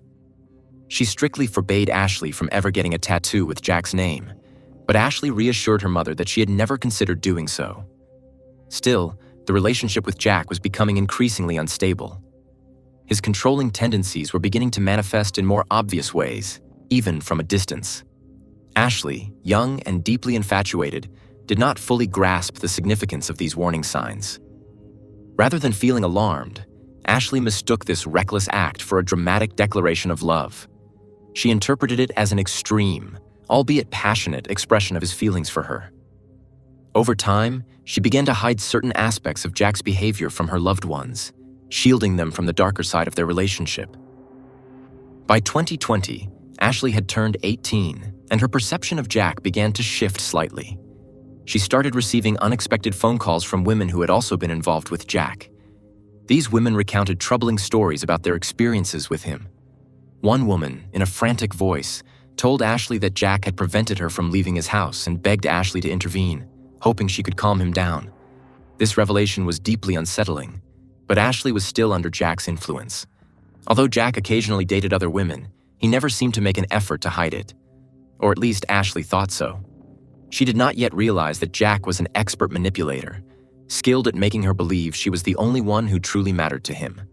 Despite the red flags, she struggled to break free from his grip. She attempted to end things on multiple occasions, but each time, Jack would pull her back in with heartfelt apologies and grand declarations of love, insisting she was the only girl he had ever truly cared about. As soon as Ashley was legally allowed to work, she took on part-time jobs to gain financial independence. She worked at McDonald's, Burger King, and several other companies, saving every penny she earned. Her first major purchase was an iPad, allowing her to communicate with Jack without needing to use the family laptop. Even as she grew older and gained more life experience, her dream of meeting Jack in person never wavered. Now that she was an adult, her parents could no longer forbid her from visiting him. With her own money and newfound independence, Ashley took the next step toward fulfilling her long-held dream. She applied for and obtained a 6-month tourist visa, then used her savings to buy a plane ticket to London. On November 12, 2021, 19-year-old Ashley bid an emotional farewell to her family as her father drove her to the airport. Her parents were filled with worry, but knew they had no power to stop her anymore. They could only hope that this trip would give her the clarity she needed. "I thought the worst thing that could happen was she'd go, they'd realize it wouldn't work out, and then she'd come home," her mother, Christy, later admitted. As Ashley sat on the plane, waiting for takeoff, she sent a message to her family on Snapchat. "I'm in plane." After 7 years of virtual communication and 10 hours in the air, Ashley and Jack finally stood face to face for the first time. It was an exhilarating moment for both of them. Ashley's friends and family closely followed her updates on social media, watching as she posted pictures of herself and Jack together. On the surface, everything seemed perfect. Ashley moved into Jack's house in northwest Chelmsford, where he had been living since 2020. To everyone on the outside, their story seemed like a modern-day fairy tale, an online romance that had finally come to life. No one could have predicted the dark turn it would soon take. But in those early days, nothing appeared amiss. Ashley continued to post pictures of their outings together, capturing what seemed to be the picture-perfect couple. They explored new places, posed for selfies, and showcased a relationship that looked blissfully happy. In many ways, Jack was exactly as Ashley had imagined him to be after years of online interactions. He was kind and sentimental at times, but he also had moments of anger and irritability. He didn't attempt to mask his flaws, nor did he try to present himself as the perfect boyfriend. They spent every waking moment together, in part because Jack was unemployed. He lived entirely off the money his mother provided him, which allowed him to avoid the responsibilities of adulthood. Ashley, on the other hand, was unable to work due to her tourist visa status. This meant that she was financially dependent on Jack, something she had never experienced before. It wasn't long before she started noticing things about Jack that unsettled her. Unlike Ashley, who had a wide circle of friends and family back home, Jack seemed to have no real social connections. He rarely spoke about friends, and he had no job to keep him occupied. His life revolved around social media and gaming, and nothing else seemed to hold his interest. The first signs of his controlling behavior soon began to surface. Jack disliked Ashley speaking to anyone outside of him. He became irritated when she interacted with a neighbor, subtly discouraging her from making any connections. This situation was entirely foreign to Ashley. She had always been a social, outgoing person, surrounded by friends and actively engaged in her community. She was not the type to sit at home, isolated from the world. Before leaving Canada, a friend from her church had connected her with a group of American missionaries who were around her age and planned to be in Chelmsford at the same time she was there. Ashley had looked forward to meeting them, seeing it as an opportunity to maintain a connection to her faith and make new friends in an unfamiliar place. However, when she shared her plans with Jack, his reaction was immediate and harsh. He flatly refused to let her meet the missionaries and prohibited her from attending Sunday services. His possessiveness was becoming more apparent, yet Ashley, caught in the web of their relationship, hesitated to fully acknowledge the danger signs. Despite her growing discomfort, she complied with his demands, choosing to avoid conflict. But deep inside, she knew this wasn't right. She began to feel stifled, trapped in a place where she had no independence. As weeks passed, her boredom grew. She and Jack spent nearly all their time at home, and the isolation was suffocating. Determined not to lose her faith and yearning for any form of social interaction, she secretly contacted the missionaries through text messages. She knew Jack would disapprove, so she took extra precautions. She deleted their WhatsApp conversations, fearing what might happen if Jack saw them.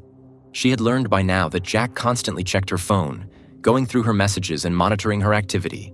His paranoia and possessiveness deepened daily, and his mood swings became more severe. 6 weeks after Ashley arrived in England, the situation took a terrifying turn. Their relationship took a troubling turn when Jack displayed aggressive behavior for the first time. That day, in a moment of delusional rage, he texted his mother, confessing what he had done. He had discovered that Ashley had blocked 2 British phone numbers years ago, and he irrationally assumed they belonged to other men.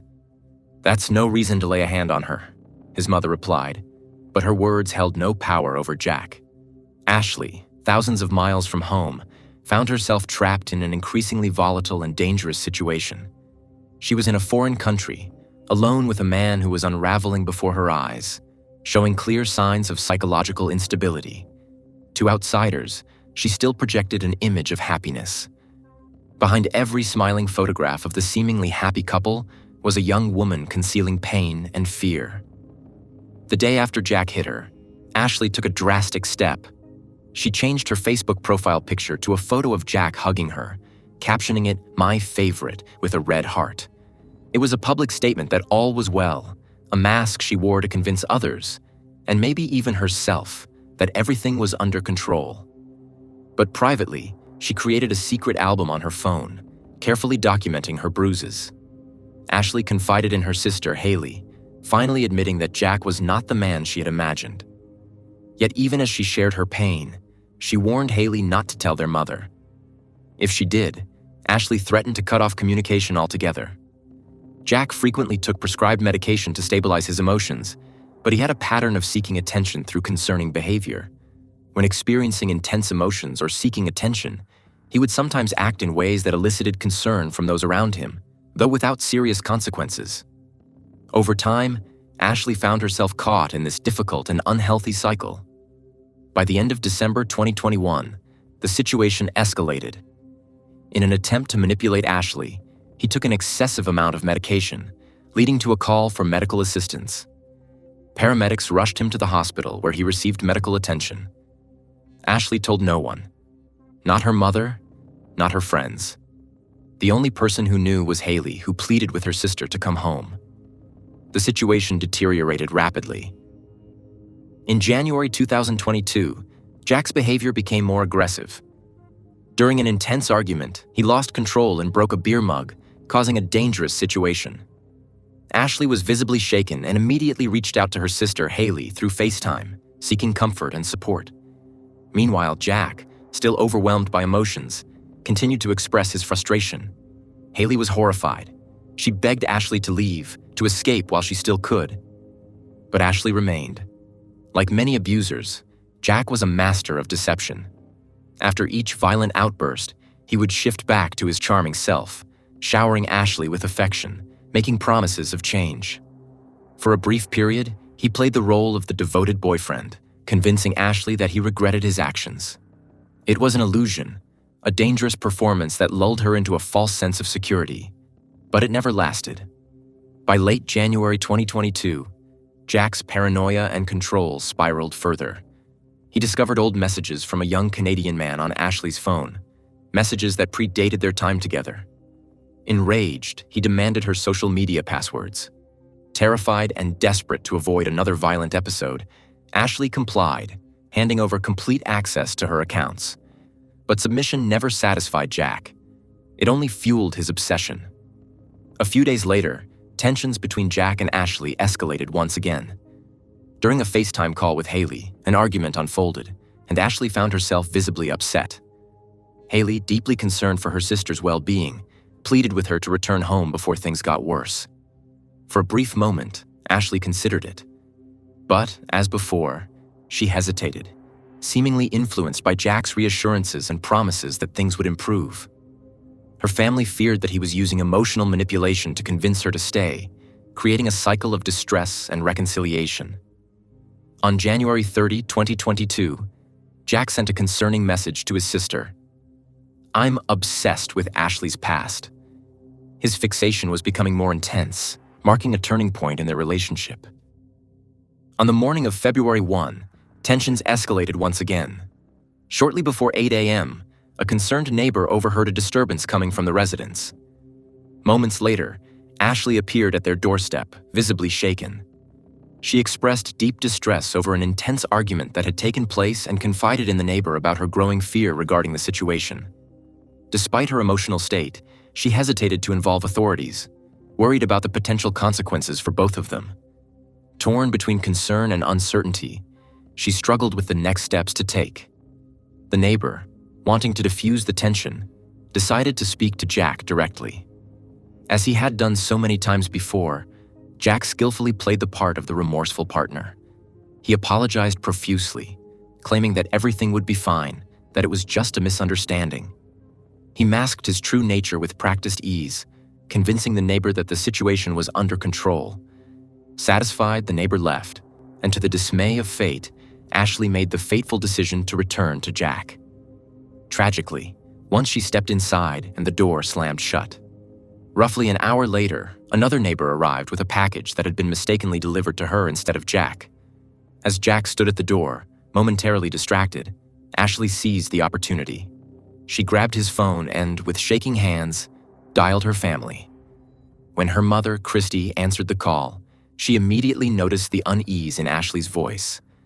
Ashley expressed a strong desire to return home, and in that moment, Christy realized the seriousness of the challenges her daughter was facing, far greater than she had previously understood. The family wasted no time.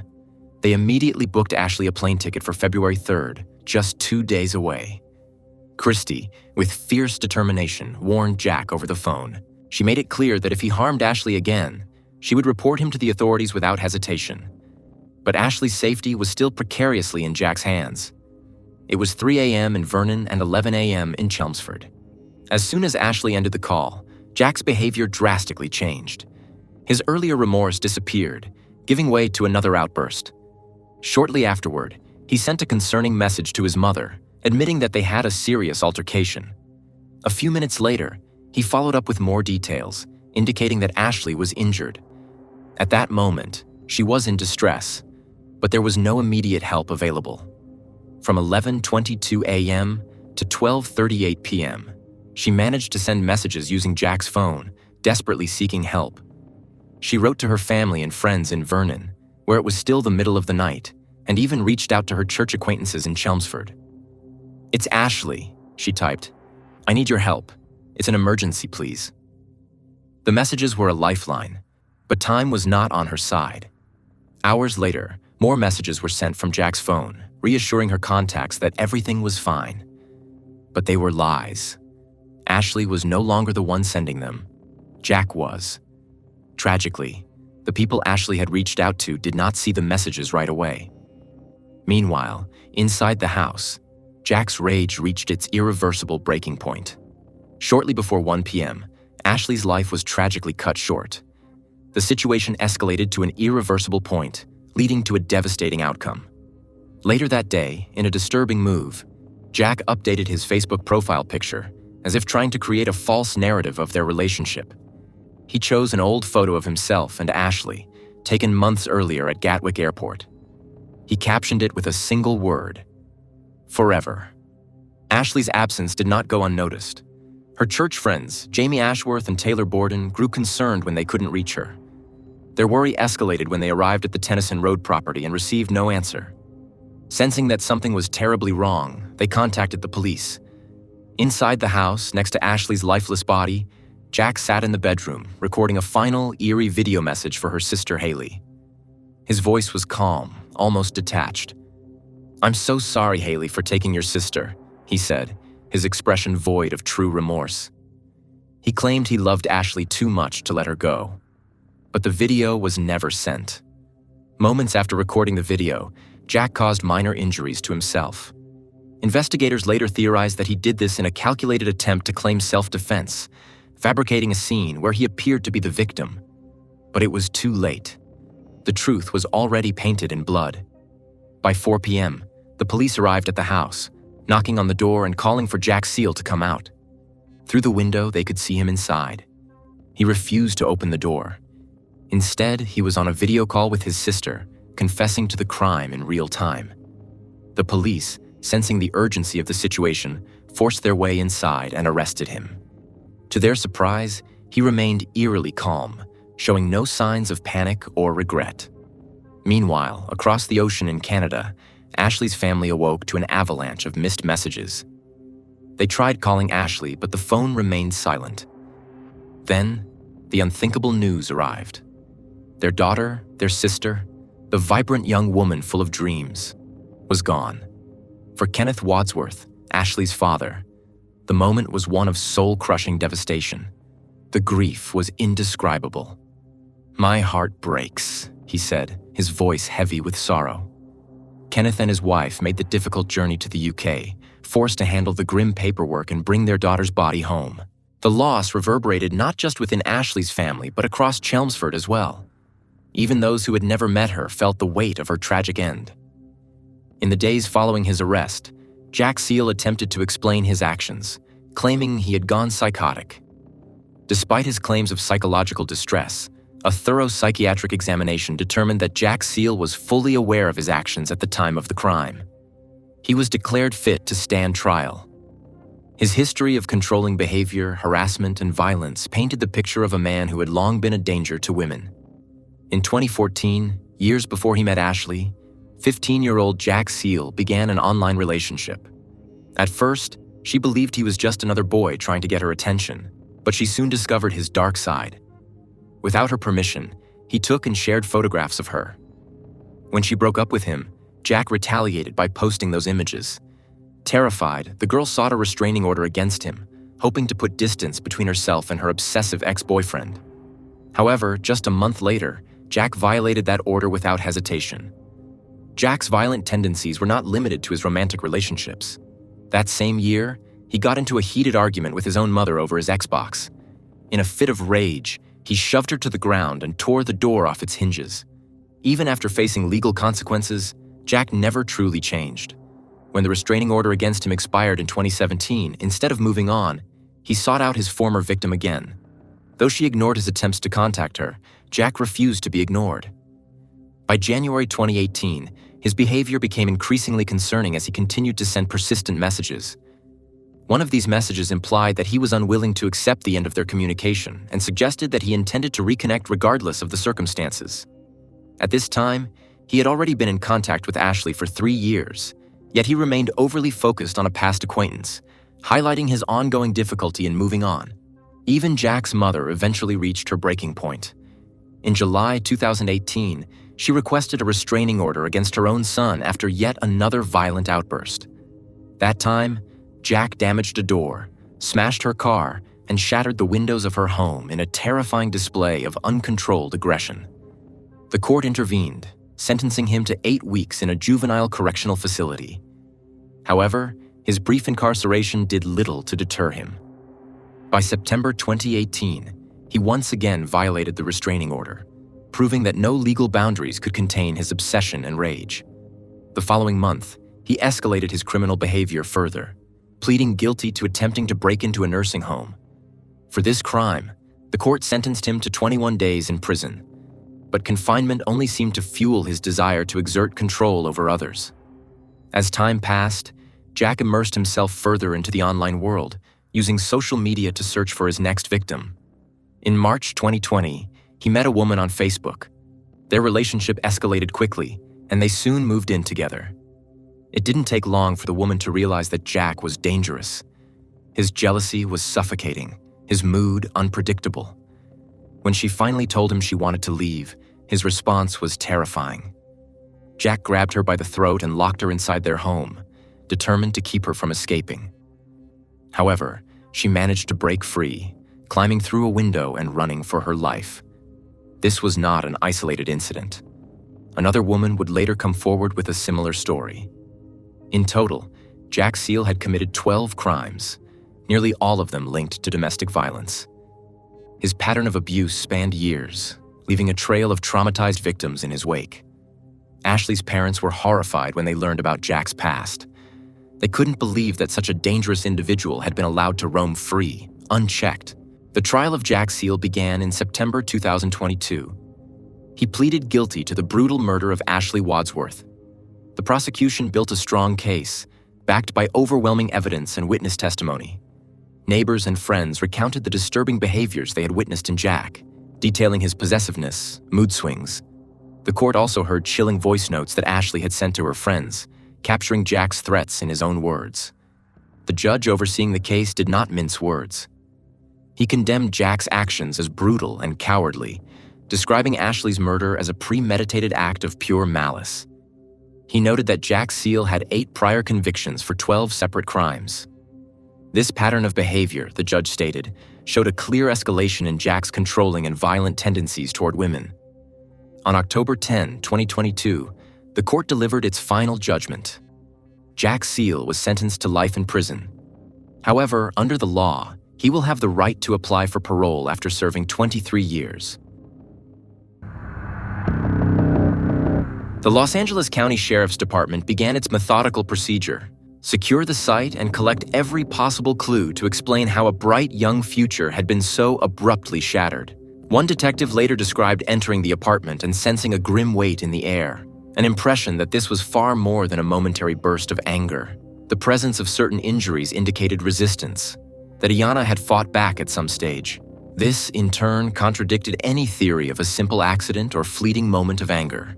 The nature and extent of the violence hinted at something premeditated, or at least escalated beyond what could be explained by provocation. Los Angeles has long been a city of reinvention, drawing dreamers and strivers from every corner of the globe. Beneath the famous Hollywood sign and amidst the bustling streets, countless newcomers hope to carve out their own success stories. Against this glittering backdrop of sun-soaked boulevards and towering palm trees, a young woman named Ayanna arrived with aspirations that stretched far beyond the ordinary. Born on February 27, 1986 in Ukraine, Ayanna has always been distinguished by her exceptional determination. She studied law with a fierce dedication, hoping to help those in need and make a name for herself in a world where justice and fairness often seemed elusive. She was the kind of person who believed in thorough preparation, in analyzing every angle before making decisions that might alter the course of her life. That sense of responsibility guided her throughout her studies and eventually propelled her across the globe, where she chose to start anew in the United States, a place she had only ever seen on television or read about in magazines. From an early stage, Ayanna harbored a belief that a successful life could be built on an intersection of determination, kindness, and strategic planning.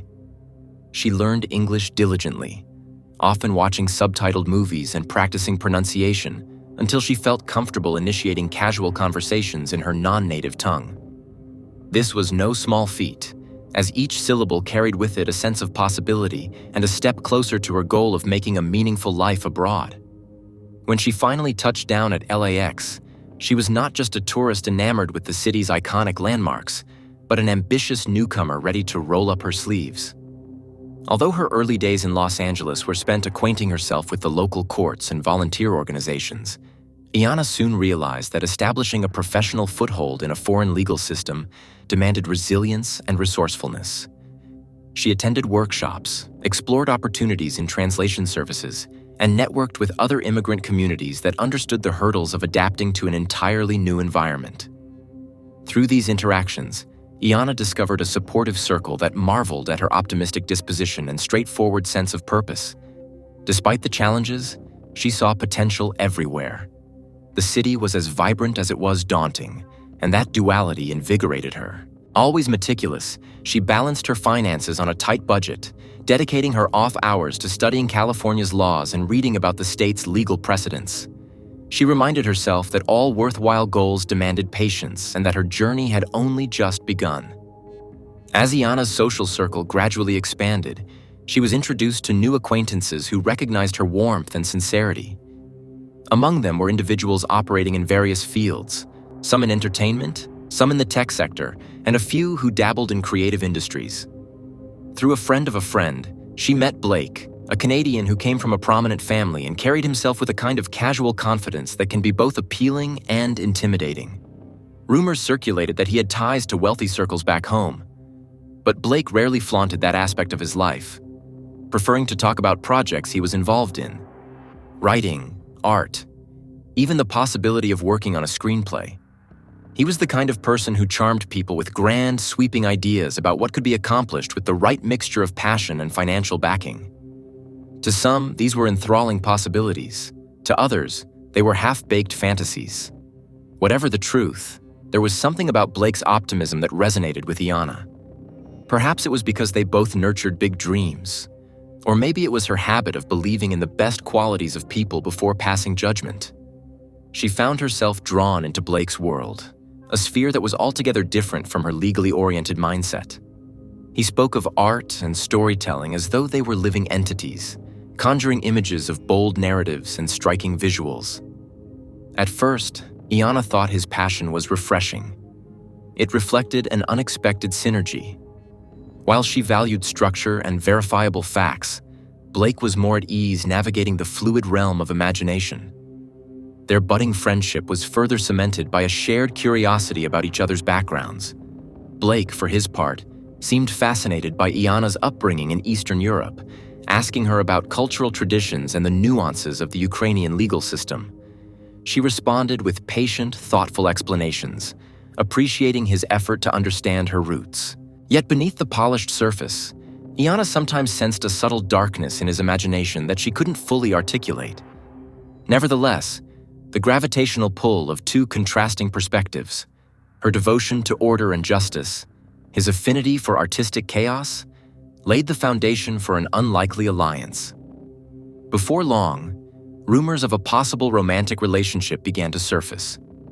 Friends whispered about the seemingly mismatched pair, speculating whether the relationship would last or if it was merely a passing attraction born from life in a bustling metropolis that devours fleeting connections. Still, Ayanna and Blake maintained their own version of normalcy. When she told him about her dream of building a career, he would nod in empathetic support, sometimes even offering to introduce her to people in his network who might help her find more meaningful work. By all accounts, Blake presented himself as a creative soul with philanthropic tendencies. a person who claimed to understand the hardships that hamper success in a competitive environment. She occasionally received calls from her relatives in Ukraine who were eager to hear about the progress she was making. Whenever she spoke of Blake during these conversations, she would highlight his imaginative side, carefully selecting positive anecdotes that showed him in a good light. For the most part, her family expressed relief that Ayanna had found someone who appreciated her, even if they remained understandably cautious about the uncertainties that come with cross-cultural relationships in a distant land. Yet there were moments when Ayanna found herself pausing to consider subtle changes in Blake's demeanor. At times, he would exhibit bursts of anxiety, and certain topics seemed to unnerve him. If she probed too deeply into his creative influences or the darkness that underpinned some of his artistic works, he would brush off the conversation or steer it elsewhere.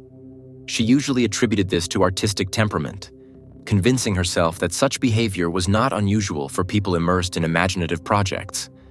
Moreover, no glaring warning signs emerged during their early interactions, no open threats or indisputable evidence of malice.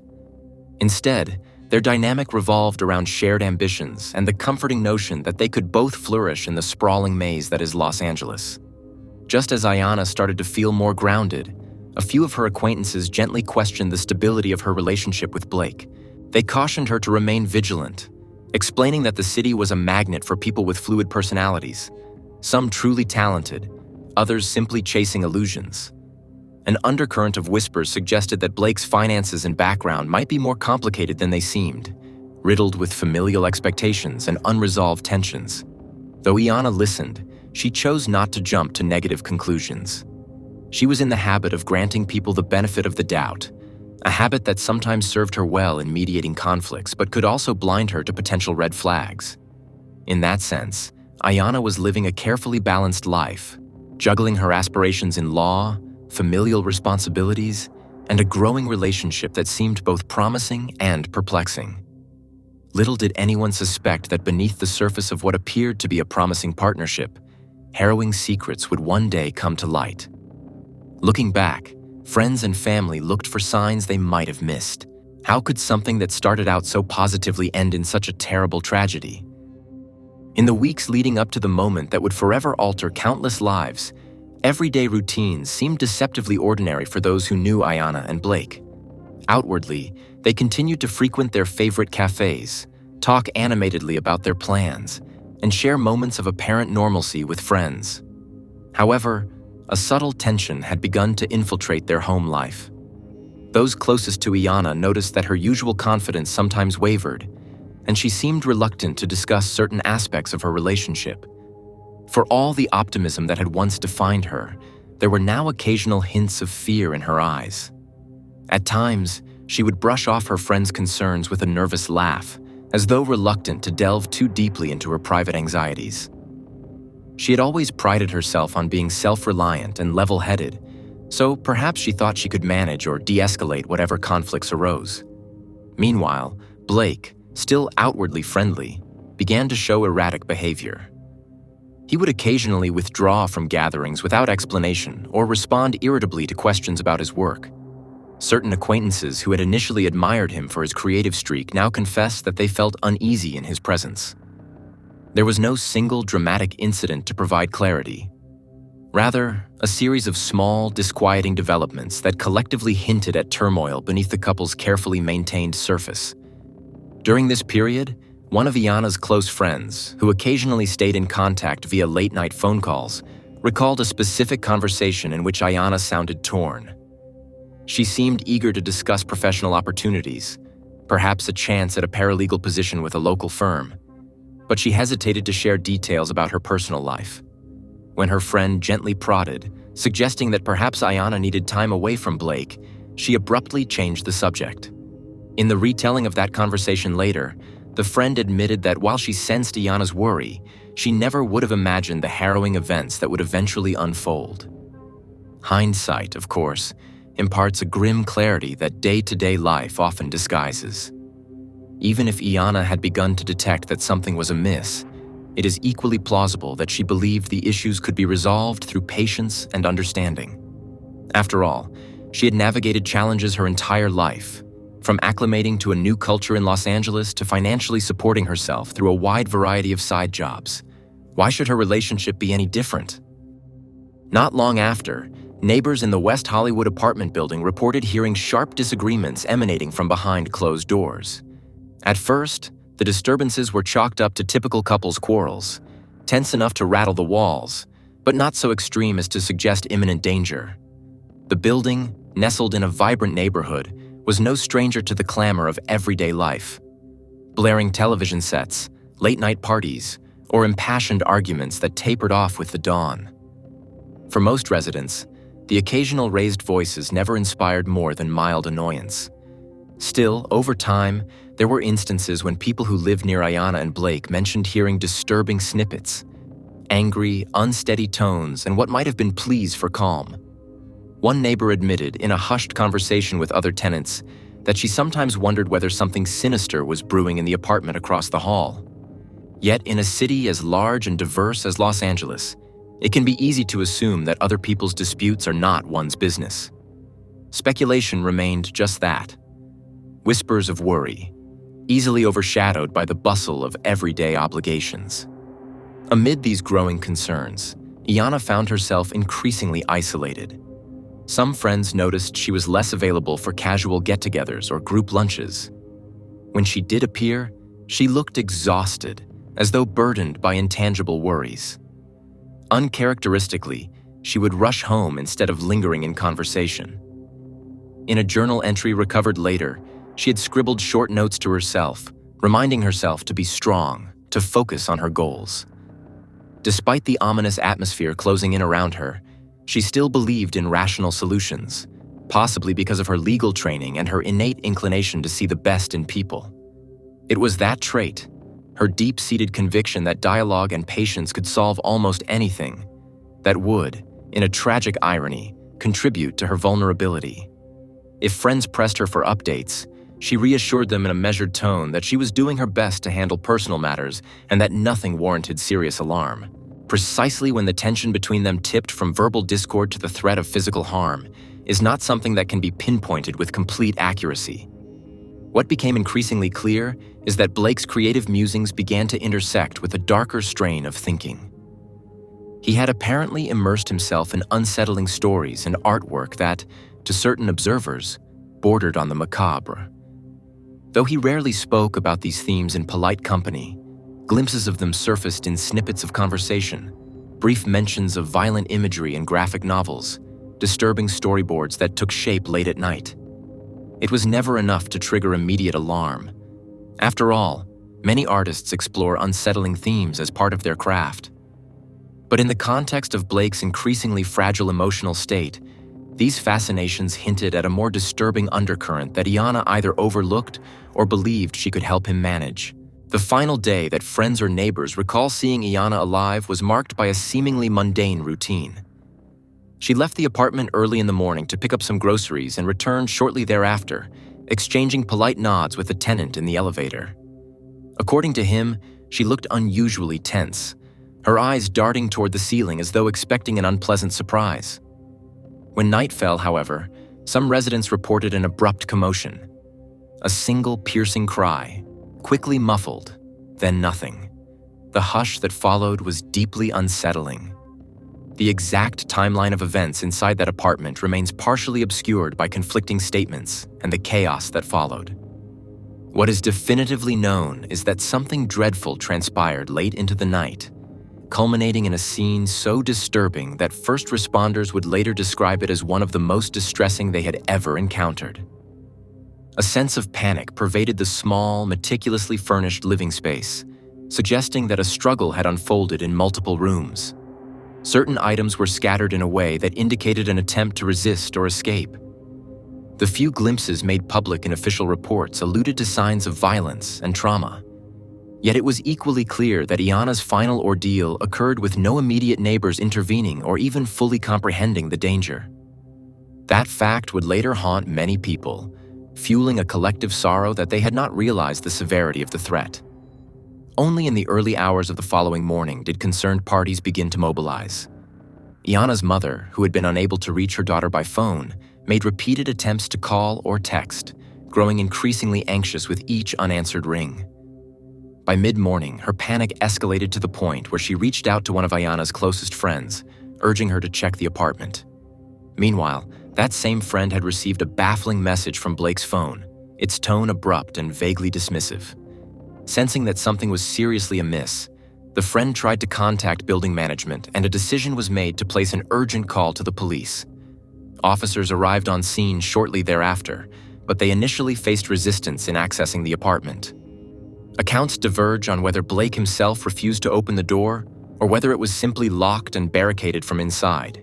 When law enforcement finally set foot in the apartment, the gravity of what they discovered confirmed their worst fears. By then, the area had been cordoned off, and additional units were deployed to secure the perimeter. The disturbing reality soon became clear.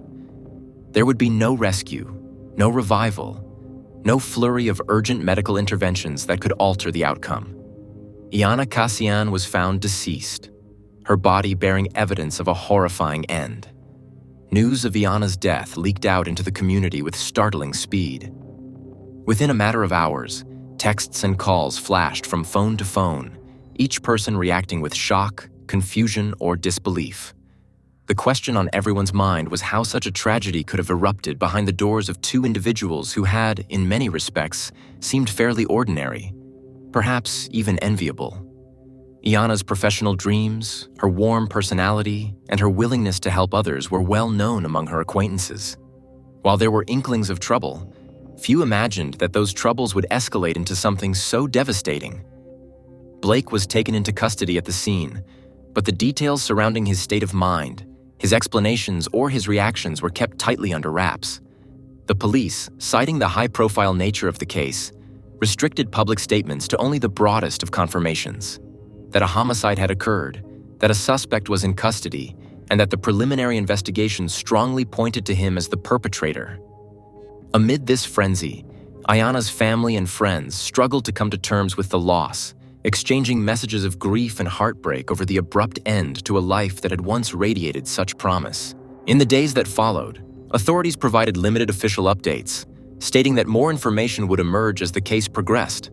They acknowledged that the victim and suspect had a history together, but they refrained from disclosing definitive motives or the precise nature of what had led to the final confrontation.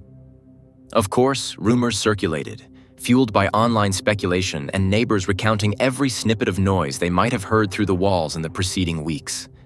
For many, the immediate reaction was simply disbelief that someone as gentle, studious, and community-minded as Ayanna could have been subjected to a fate so violent. As the shock subsided enough for people to reflect, certain patterns emerged in what they recalled of the couple's dynamic. While the narrative of a troubled relationship was only partially formed before the tragedy, posthumous recollections now took on added significance, with each uneasy memory or piece of anecdotal evidence magnified. Some recalled fleeting instances of control, a disapproving glance from Blake when Ayanna spoke too freely, or his reluctance to let her socialize without him. Others remembered that some of his artistic works bordered on violence, though they had never before made a direct connection between his creative life and any real danger. All of these threads, once woven into a tapestry of speculation, formed the underpinnings of the central question. Why would a young man from a well-to-do background, who ostensibly had every advantage, commit an act so severe? And why would such a bright, ambitious person like Ayanna remain in a situation that even faintly suggested peril? In the hours following the discovery of Ayanna's body, waves of law enforcement officials, forensic specialists, and emergency responders converged on the West Hollywood apartment. The Los Angeles County Sheriff's Department began its methodical procedure: secure the site and collect every possible clue to explain how a bright young future had been so abruptly shattered. One detective later described entering the apartment and sensing a grim weight in the air, an impression that this was far more than a momentary burst of anger. Per standard protocol, investigators moved quickly to preserve all evidence. Crime scene photographers documented every room, each piece of furniture, and any trace of disruption. Forensic technicians followed, bagging items that might later prove crucial in reconstructing Ayanna's final hours. Fibers, smudges, and other minute details were gathered for lab tests. Detectives knew that the simplest imprint or overlooked stain could become essential if the suspect's account failed to align with the physical facts. They methodically labeled and stored everything with the understanding that every thread of evidence counted. Police escorted Blake to a patrol car for questioning. Onlookers noted he seemed disoriented, neither overtly resisting nor showing overt emotion. At the station, detectives began the formal interrogation process. Insiders would later mention that his statements shifted repeatedly, alternating between sorrow and evasiveness. Over hours of questioning, the inconsistencies in his version of events multiplied. Yet investigators could not rush to judgment. They were determined to cross-check each claim with the physical evidence. Facts had to be unassailable, because any error might jeopardize the case if it reached a courtroom. While that interrogation unfolded, medical examiners prepared to conduct an autopsy, a vital procedure to confirm the cause and manner of Ayanna's death. The final report would remain sealed for some time, but detectives were privately briefed. Their suspicions that this was more than a spontaneous altercation hardened into near certainty. Ayanna's injuries indicated a profound level of violence. However, the question still loomed. What had triggered it? Seeking a fuller picture, investigators turned to Ayanna's friends, co-workers, and relatives. They uncovered a mosaic of perspectives. One friend described a phone call in which Ayanna downplayed personal conflicts while sounding far from her usual self. Another recalled that Blake's artwork delved into disturbing territory, though few had linked it to real-life aggression. A former colleague of Blake's noted that he could be charismatic one moment, withdrawn the next. Yet no single person had foreseen this explosive tragedy. As the detective team pieced everything together, it appeared that tension had been building behind the scenes, likely unknown to all but the couple themselves. Parallel to this, investigators reviewed any potential outside motives. Could someone else have wanted to harm Ayanna? Or was this purely a domestic situation? Meanwhile, the painstaking gathering of evidence continued. Lab technicians compared DNA samples, tested for substances, and analyzed every fiber under microscopic scrutiny. Detectives reconstructed a timeline of Ayanna's final day. Her morning routine, any stops she made, and the approximate time she returned home. Security cameras from adjacent buildings were scrutinized frame by frame, capturing a few unclear glimpses but nothing definitive. Perhaps a silhouette crossing a courtyard, the distant rumble of a car's engine. Still, these bits of data, combined with phone records, painted an increasingly damning picture of who had been present when things went horribly wrong. Discrepancies in Blake's statements carried significant weight. If he said he was asleep at a certain hour but a video clip suggested someone moving about the apartment, it might indicate deception. Experienced detectives know that murder cases seldom hinge on a single dramatic gotcha moment. Instead, they revolve around a meticulous web of confirmations and contradictions. Here, each piece of forensic evidence formed a link in the chain that was steadily encircling the suspect's account. Seasoned detectives recognized a narrative pattern they had encountered before, though no two cases are identical. A relationship that appeared outwardly stable but was undercut by tension, culminating in violence that outsiders rarely predict. While sensational headlines focused on Blake's purported wealth or the darkness in some of his graphic writings, investigators focused on verifying facts and motivations.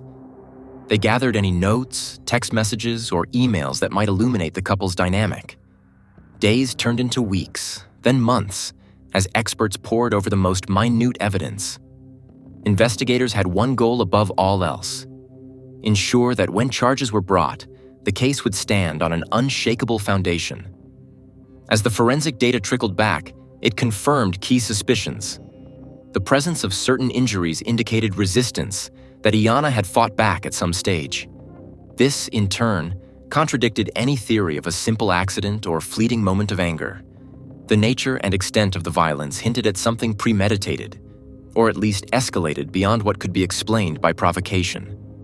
Step by step, the lead detective prepared the case file for the district attorney's office. The file was massive, stacked with transcripts of witness statements, forensic lab results, and lengthy investigative notes.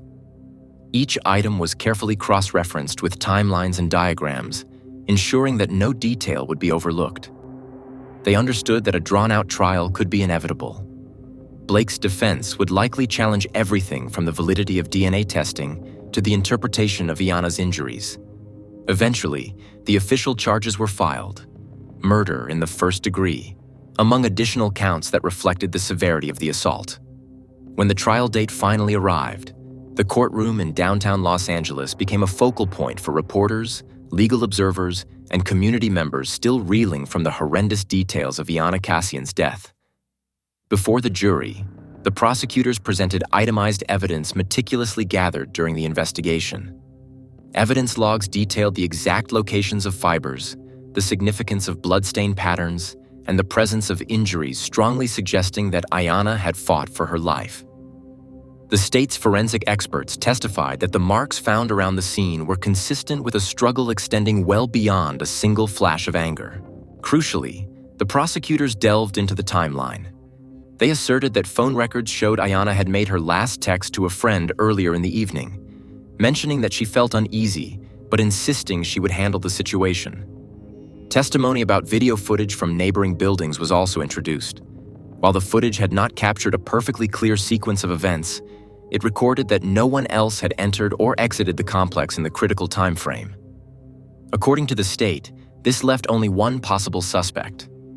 Though the defense would later question whether the footage was conclusive, the prosecution used it to bolster the argument that no third party could have carried out the crime, then vanished without a trace.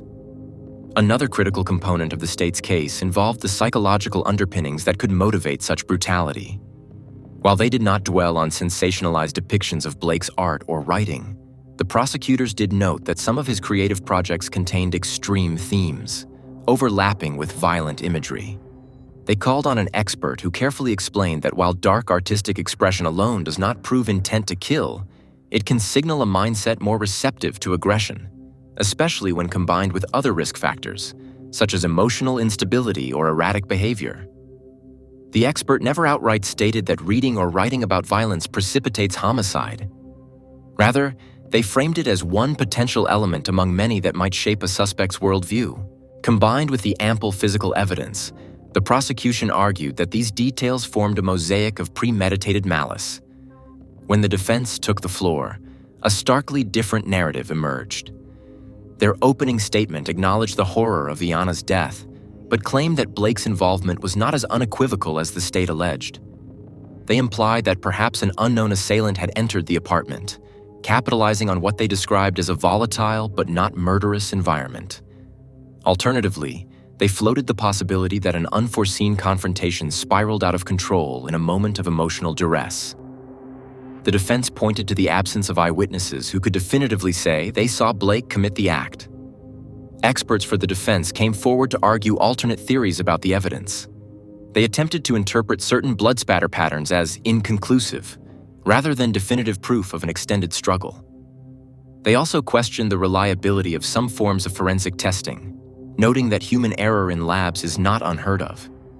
Yet these arguments often faltered against the prosecution's robust accumulation of cross-reference data. For instance, if one piece of evidence could be contested, another would underscore the same conclusion. It became increasingly clear that the defense struggled to neutralize the totality of findings that consistently pointed toward one possible scenario: that Ayanna's final moments had been shaped by a single attacker whose identity was difficult to deny.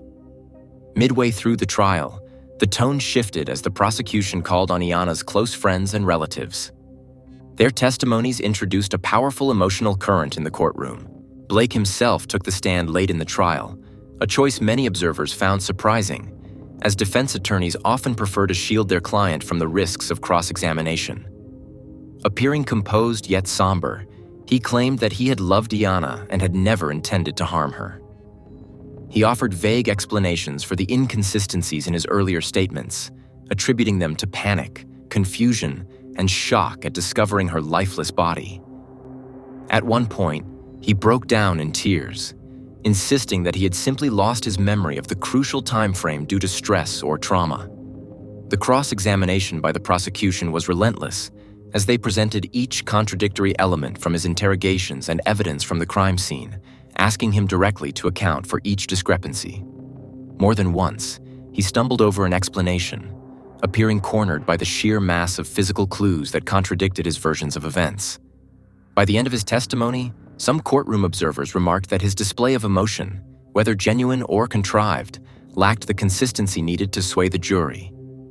Finally, the jury retired and spent 2 full days reviewing documents, asking for clarification on certain pieces of evidence, and reviewing transcripts of key testimony. On the 3rd day, the bailiff announced that a verdict had been reached. The jury returned to their seats and read aloud the verdict. Blake Liebel was guilty of first-degree murder. At the formal sentencing hearing a few weeks later, the judge noted the brutality of the crime and the apparent lack of remorse. Based on the weight of the evidence and the unanimous verdict of the jury, the court rendered its final verdict: life in prison without the possibility of parole.